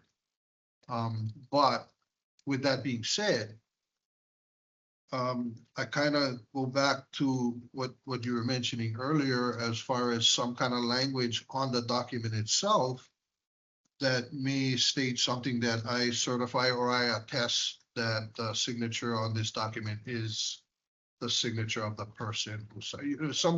Some kind of I don't even know if it's an insurance policy or not, but at least it's something that says that they're attesting to the fact that they are who they say they are. It's either that or just attesting that they are applying on behalf of the nonprofit for the special permit. And the trouble with the testing like that is that anybody could say, I attest. I'm a member of I'm the president of the board of this nonprofit and I could be somebody else. So there's no, unless there's a security procedure. I mean, that happens guarantee in any instance when the notarization is not required. That could happen in every instance. On some of those forms that do require signature, are there social security numbers that they have to disclose? The applicant? No. They don't need to put social security. When you electronically file, it's late in the district or circuit court. Electronic signature, you just sign it. Yeah, I have a signature stamp. Okay, and there's nothing that says. Actually, in court, you can just, if you're an attorney, you can just do -S my name. /. Yeah, Slash. yeah. But that's for attorneys. For contracts, like I'm saying, we will accept, like, if the vendor, the department sends the vendor the contract and they'll just sign it and then scan back a copy, and we'll accept that if we double check that this person has shown that they're authorized to sign. So it's up to you, the sender, to the requester to check that it's the actual person that's authorized to sign. We're not checking if it's the actual person, we're checking if the signature is of someone who's listed as authorized to enter into a contract. Yeah, it doesn't matter then. And same thing as if someone just signed it and mailed it in, what would you do? If you had the wet signature? That said, like, I attest that this is me. They just say their name, So sign it, turn it into a. currently on the Right. special permit application, when you say you require a wet signature, has to come into the department, sign in front of Not someone. necessarily, no. Sometimes those do come in through the mail. But now they can sign it, scan it and send it, email it, and that should be acceptable. Yes. According Have you been accepting those? No. Not yet. Okay, We haven't had any submitted that way, have we, Karen? Not yet. so do you need a rule change or is you're just changing a form? is It's that the correct? forms, yeah, it's not And so necessarily a rule change. internally, you're gonna be accepting anything that's signed and scanned, Yes, with respect to the application for a special permit. yes. Yeah. But then it brings back those forms that I was mentioning earlier, things like the authorization form for the use of the property, as well as, and this doesn't only apply to a special license application, but it applies to majority of our applications, is our authorized agent form, that authorizes an individual to act on the behalf of the company that is applying. That document, as of right now, is required to be notarized. That's the one I kind of flagged when we met previously on this and just kind of looking into the e-signature. Because it kind of seems to me the notary requirements are the more cumbersome piece of the process, but correct me if I'm wrong, that seems to be the pain point. And so that one, rule 10138, authorized signature, does that need a require a notarized document? That's like not a legal requirement. So that's a policy decision for you all to make. And it also says that,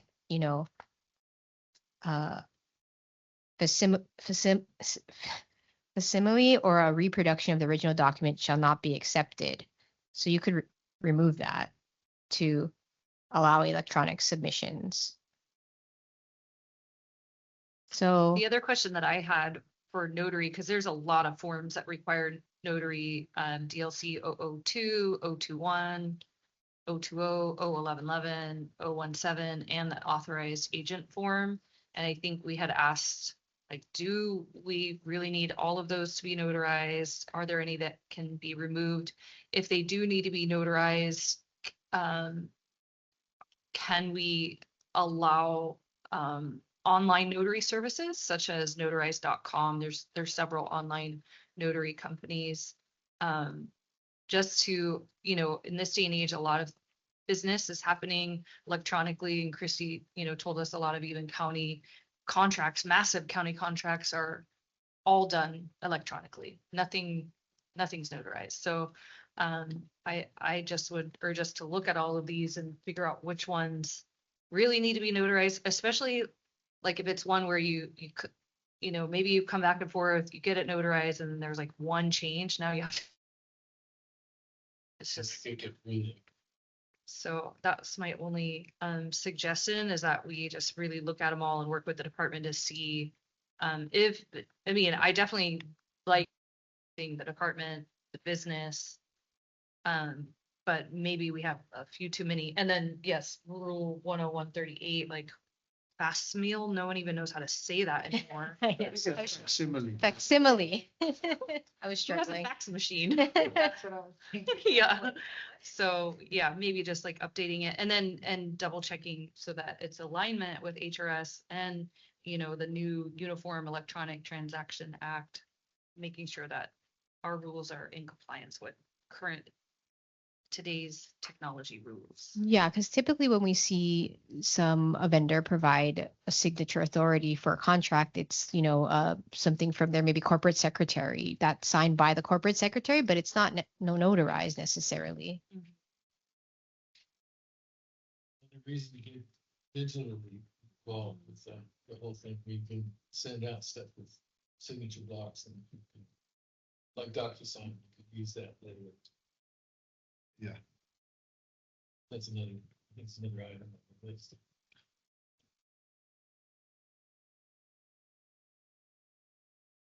So is the commission, I mean, what, does the commission want to keep this on the, or do they want to take any action, or do we want to? I think we should take a look at Rule 101-38. Because right now it makes it seem like authorized in writing means the original notarized document, but not everything needs to be notarized. So do we need to take that out and then take out the facts?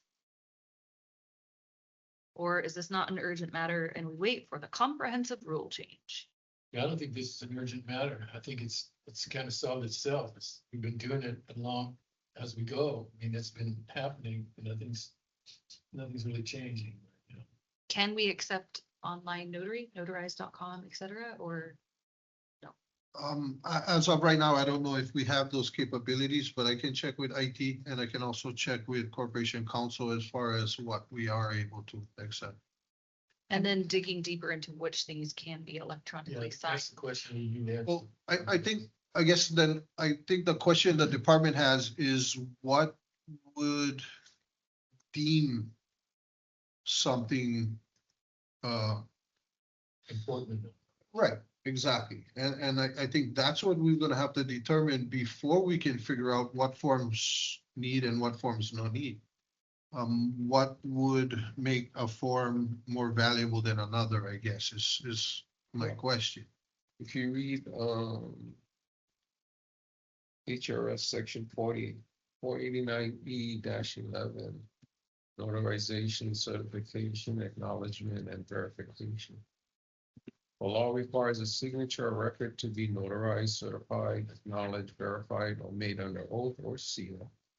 The requirement is satisfied if the electronic signature or seal of the person authorized to perform those acts, together with all other information required to be included by other applicable law, is attached to or logically associated with the signature or record. So that part has to be interpreted. You can inquire with. And that pretty much says it, doesn't it? That'll be satisfied. So, because Rule 08-101-38 authorized signatures on all application documents should be notarized, right, by that person. As required by that rule, but Right, not required by right. HRS. So I don't know if it's really out of alignment, as long as it's contains that information required by 489-11. If you want to do electronic signatures. Okay. I think right now, though, the rule requires it to be not electronic, right? Yeah. It needs to be wet signature And just notarized.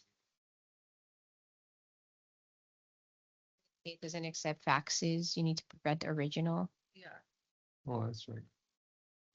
Or original later. notarized. Facsimile or a reproduction of the original document shall not be accepted.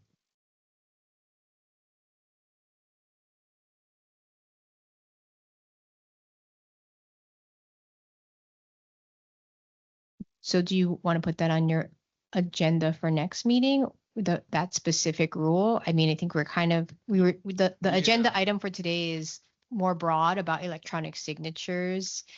But maybe if you want to dig into that rule specifically. The specific rule that needs to be amended then would have to be Rule 8-101-38 with respect to the sentence of facsimile or reproduction of the original document shall not be accepted.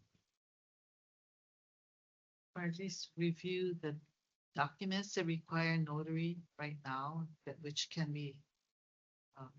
Well, we'd have to do both. Changed. Yeah.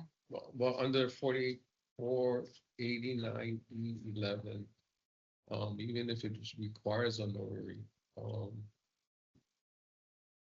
can still get the exception. I mean, accepted as a document and not prohibited under our current rule.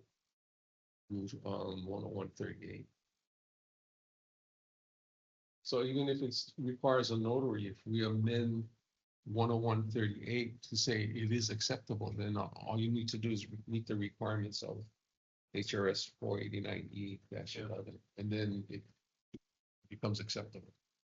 And if you guys think that a notarization of this authorization is required or not. Right. So we So should. that's not a legal There's requirement. also It's like, you know, 28153 under application penalty for false statements.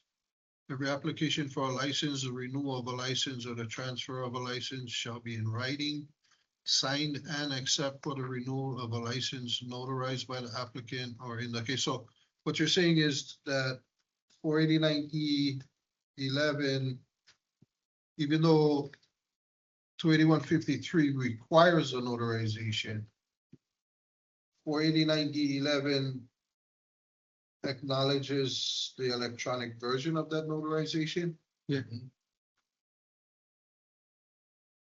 So if the owner was off island, they could get it notarized wherever they were and email it to you Right. to be approved. And right now, renewals have to be notarized? No. Oh, okay. I thought that's what you said. I was like, oh, no.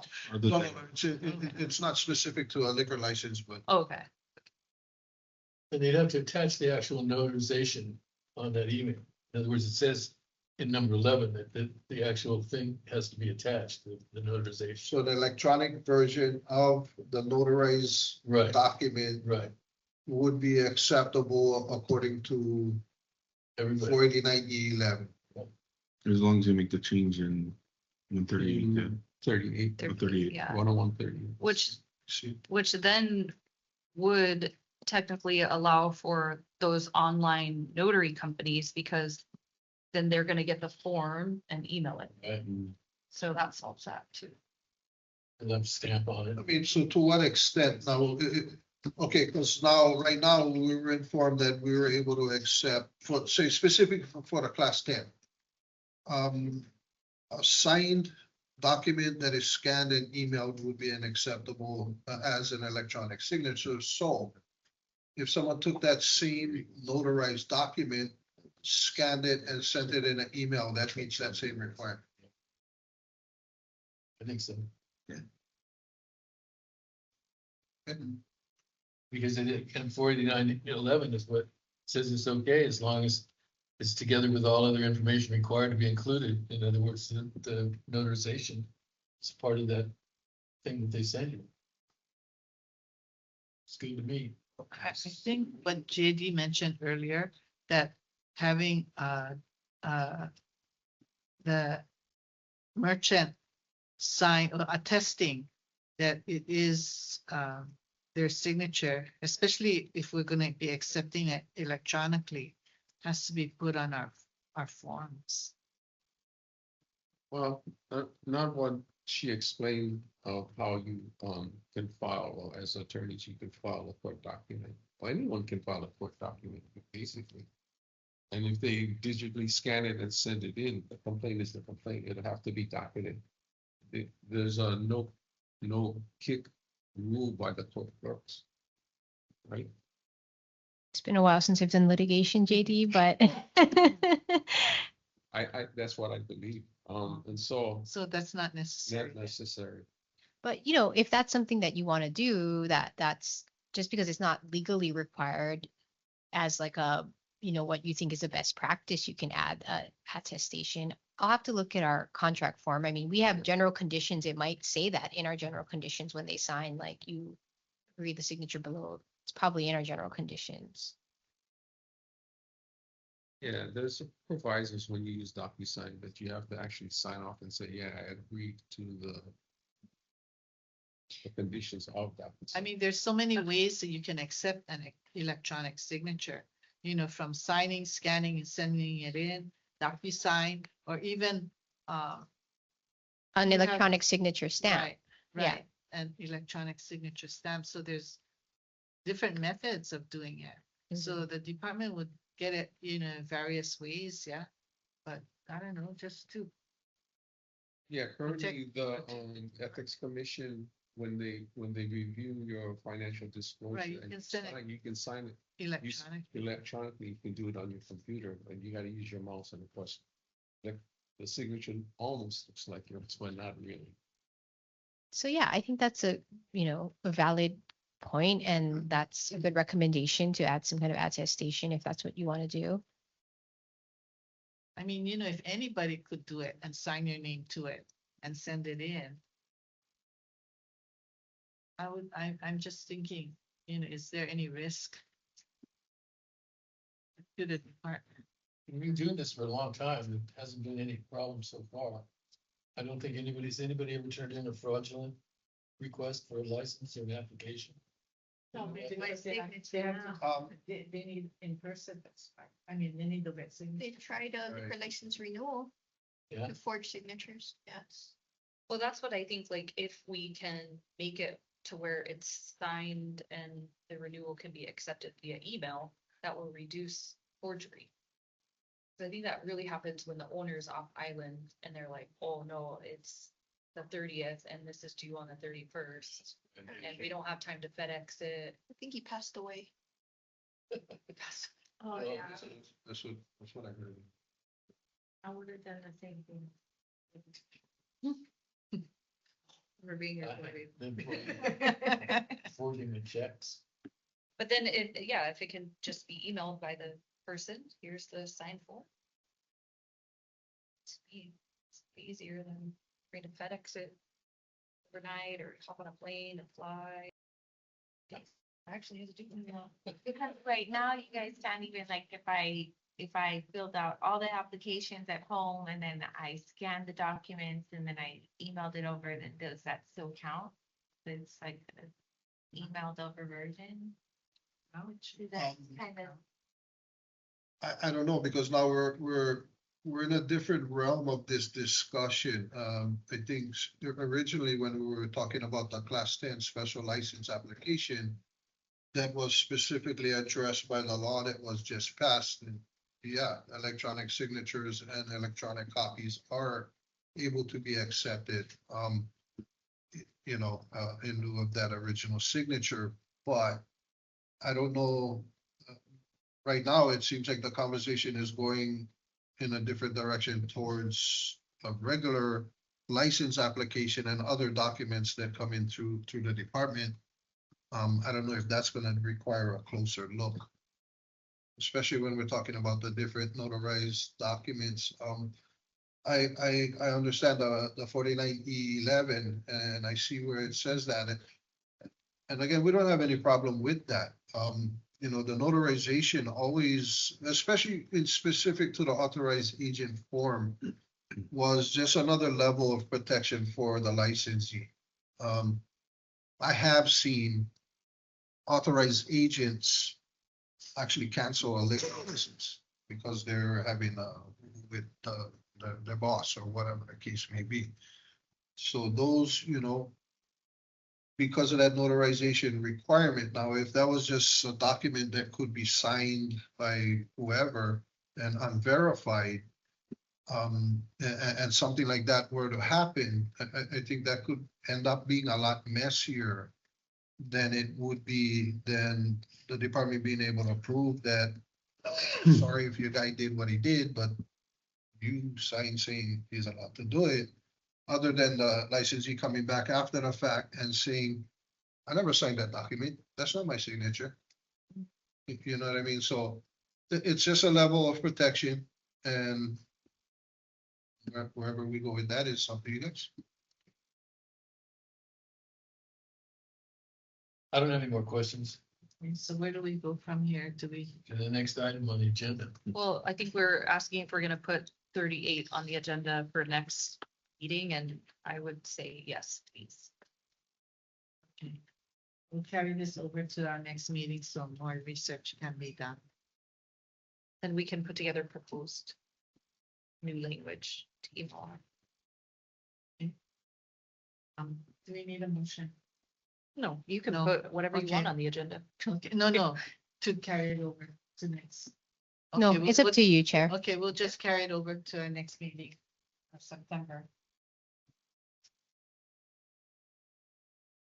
Okay, so moving on to the next one. Presentation by the department regarding comprehensive proposed amendments. Okay, so what I passed out at the beginning of the meeting today, you guys all have the packet. This is the, my understanding, the most current version of the comprehensive rule review. This is actually the same one that was passed out in January. I do not have a presentation prepared for you today, but these documents is more so for you guys to have an opportunity to go through them and look them over. I did attach kind of an explanation of what and the process that was used in creating this document that's before you now.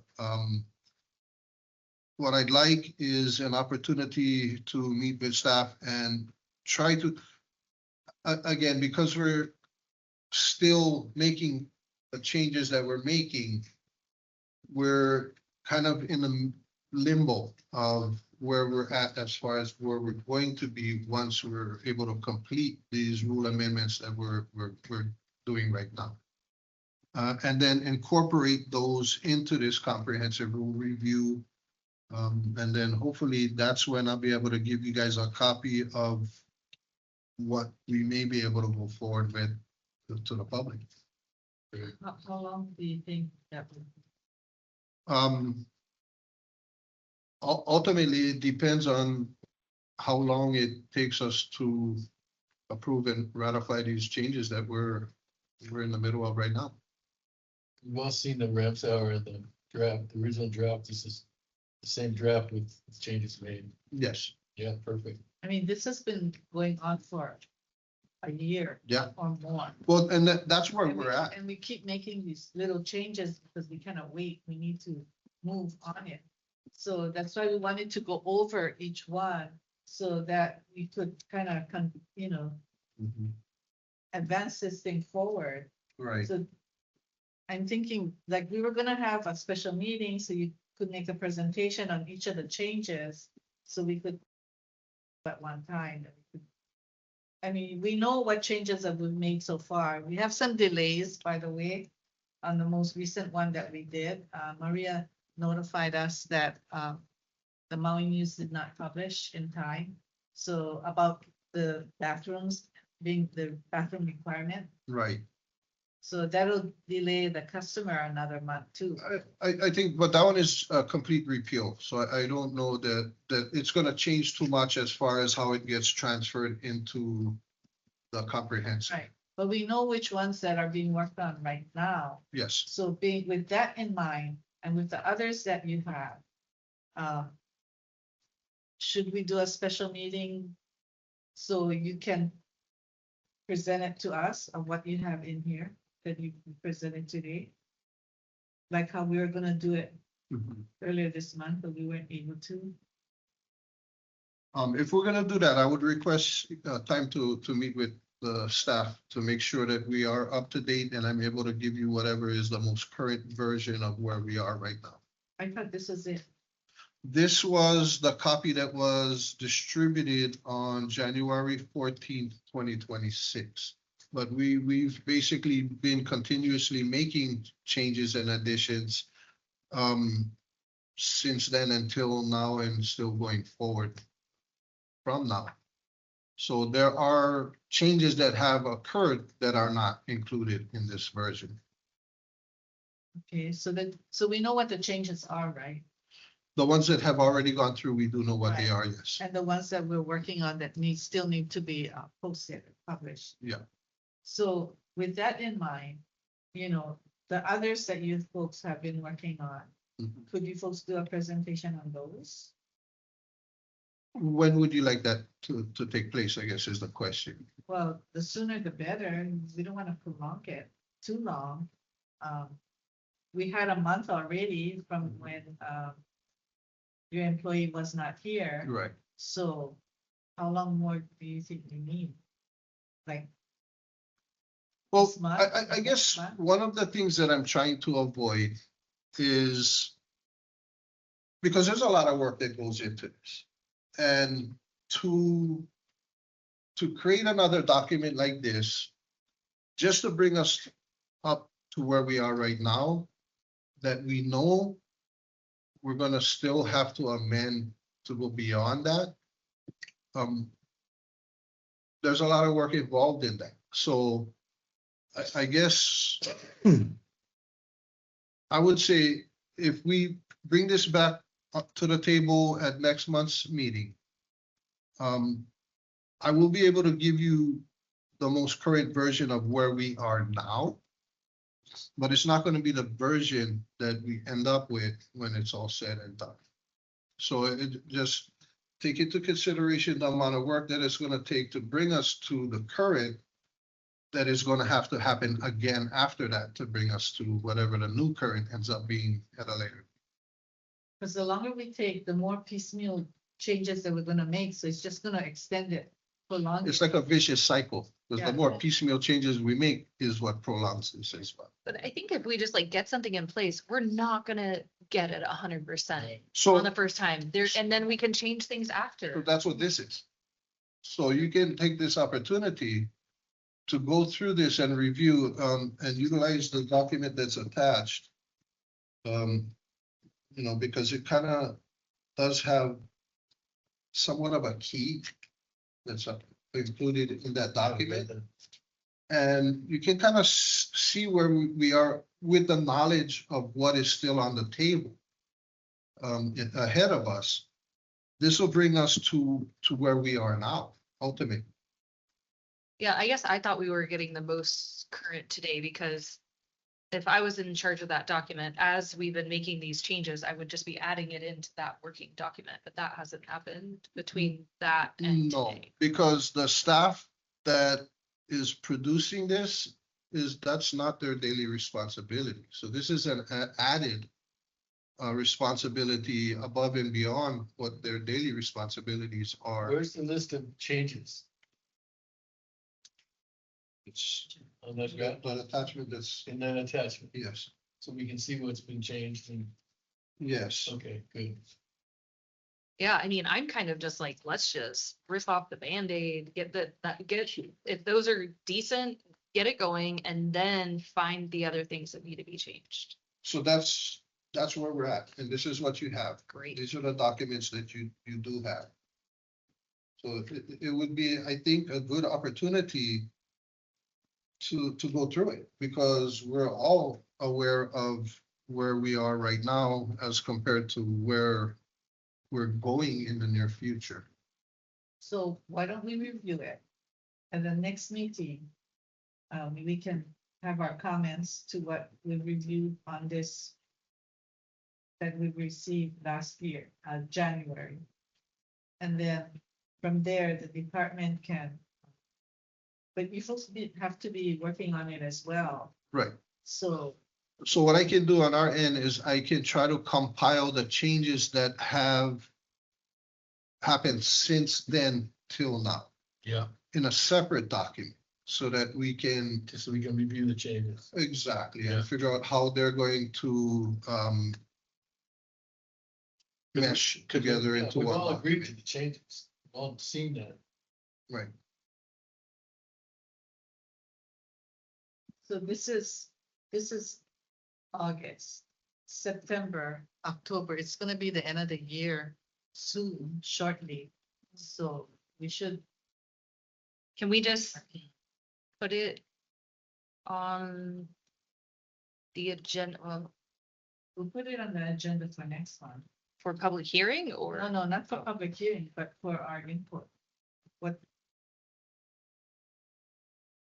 I was trying to think of how we could just, Yeah. Yeah, because this is actually, it's not, there's no quick fix to this. Because I know that even when it was brought before council, one of the things that they were in favor of was doing actual public meeting, not just a public hearing for it here in our conference room, but actually going out and doing public hearings in the districts as well. This is a huge undertaking. This is not amending a rule. This is a complete rewrite of the entire rule book. This really doesn't happen. But let's just do it, Yep. and then we're gonna find the ones that we didn't get right, and then fix Do it them. again. So that's what you have before you right now. Yeah. Motion to approve comprehensive rule change as presented. Just kidding, that was a joke for the public, sorry. Very tired and hungry. Okay, so we'll put it on the agenda for the next meeting again. But the next meeting, we're gonna have. They can't just put it all together, I mean, I feel like. Control F and then put it like the new ones, or it's gonna be two separate things. Yeah, well, I mean, I'm not the one doing it, so I really cannot answer it as simple as that. But I Try to do get as think many as you can. this, it's a good opportunity for you guys to come back with your feedback. So how long does it take to bring it up to speed to what we've had so far? I couldn't tell you. I would need to And speak to them. is this accessible electronically online for today's meeting, or can we get this? Yeah. It will be, I believe, available, but if you look at the date that it was presented, it's already online. It's already in the document center from the meeting that we had the last time this was distributed.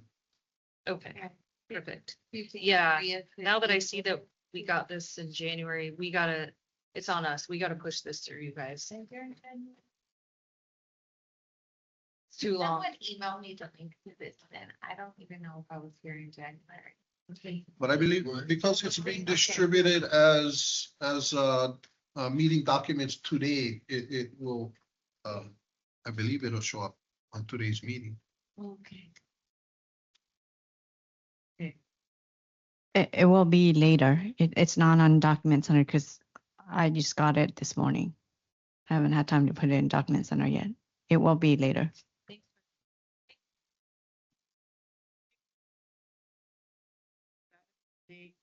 Regarding the executive coaching plan, and I believe Lane met with Dennis, and we folks are meeting weekly, right?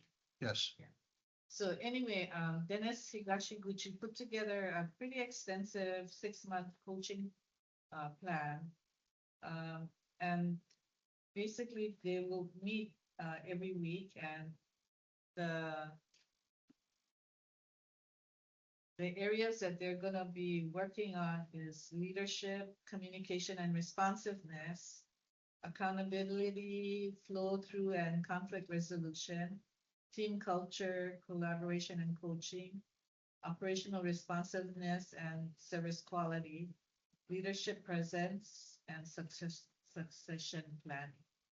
So it's pretty intense. Yeah, comprehensive.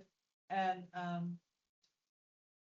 they'll be meeting weekly, and I'll be meeting with the coach monthly with feedback on it. So that should help Lane quite a bit, I think. If I may, I think what I also think this is going to help with is that it'll be more informative for you guys to see where things really are as compared to where you think things are. It'll be very informative for everyone. Any other questions? Oh, not on that. Okay. And next, status update regarding the RFP. Yeah, so we're in the stage, it was posted, we received questions. And then we answered the questions, and those answers have been posted. So we're waiting on the next step, which is basically whoever finance feels to us that is qualified for then we can get our team together and then. So they haven't actually sent in proposals yet then? They just had the questions. Questions, yeah. So we received the proposals from them, and then we can go through the proposals. So we're waiting on the proposal to be sent to us. So we How can review. many different organizations have responded? I am not sure. We had, I think maybe about 4 or 5 that had questions. Okay. but I'm pretty sure there's probably more. Did they close the bid yet or it's still open? It's still open, yeah. So the proposals haven't been submitted to us yet. Does it look, do you recognize any of the Um, companies? I don't recognize a lot of companies, and it seems as if they're more headhunters working for the actual companies that's gonna actually do the services. So it's more service oriented where they're reaching out to us, getting back to their people, and then the proposal will come from the actual company. Was that company you were talking with, Lee? Was it Oracle, yes. Were they one of those that have responded? Well, like I said, Oracle did not send any questions, so What's the deadline for the proposals? I am, It says online that tomorrow at 4 PM is the end date. okay. August 13th. Okay. So moving forward with that. Yeah, as soon as we get the proposals, then we will review and then we'll make a decision, so. And I think the Oracle was kind of more in a specific facet of what will come out of the RFP. They were looking at more of the digital component, not necessarily the entire component that's being proposed in the RFP. And then the next one on the agenda, discussion about work done and current status of the SOPs, and that was actually part. Yeah, that's part of the RFP process. But I'll be taking care of as soon as we get our contract with whomever. And even the next one about the application and renewal process on an online platform. Yeah, so that's all inclusive in the RFP request. And then item H, review and discussion of the adjudication board's decision and order. Did everybody get to read? There's 3 or 4 companies that got penalized. Mhm. Mine's like $4,000, that makes a difference. Yeah. If it was $1,000, we would just kind of, well, like, this is good. Got some teeth in it. Oh, no, I think it's kind of revolves around the history. Yeah. Yeah. Good. I think that's great. Yeah. Sorry to see some of those people. It make takes a while. mistakes like that. They just, you know. Even if they plead no contest, it still takes a while to get from enforcement to adjudication. They don't submit a plea until they receive the CNA, the complaint and accusation. So the plea portion of it doesn't occur until the case is being brought before the court. Oh, And they're catching up.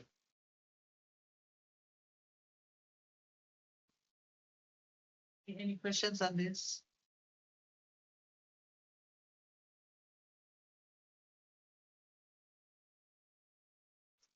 Oh, okay, so we can move on to the next one. General communications, we have none. And anticipated executive session. So on that, we will move into executive session. On item A, discussion and consideration of follow-up items regarding personnel matters on file number 2023-1, file number 2023-3, file number 2024-1, and file number 2024-2. So. We need a motion to go into Oh, executive okay, session. we need a motion to go into executive session. I move we go to executive session. Second. Okay, motion was made by Commissioner Woodford, seconded by Commissioner Silva to go into executive session. It is now 1:46. Oh, we gotta vote. Oh, yeah, sorry. And we need to take a roll call vote. Okay, all those in favor, aye. Those opposed, nay. Vice Chair Garrett, Aye. Commissioner Misaki. Are you there? Commissioner Misaki, are you there? Aye. Okay. Commissioner Woodford, Aye. Commissioner Silva, Aye. Commissioner Kim, Aye. and the chair votes aye, so motion carried. And we will go into executive session. So we'll adjourn open session at 1:46, go into executive. Time now is at 1:46.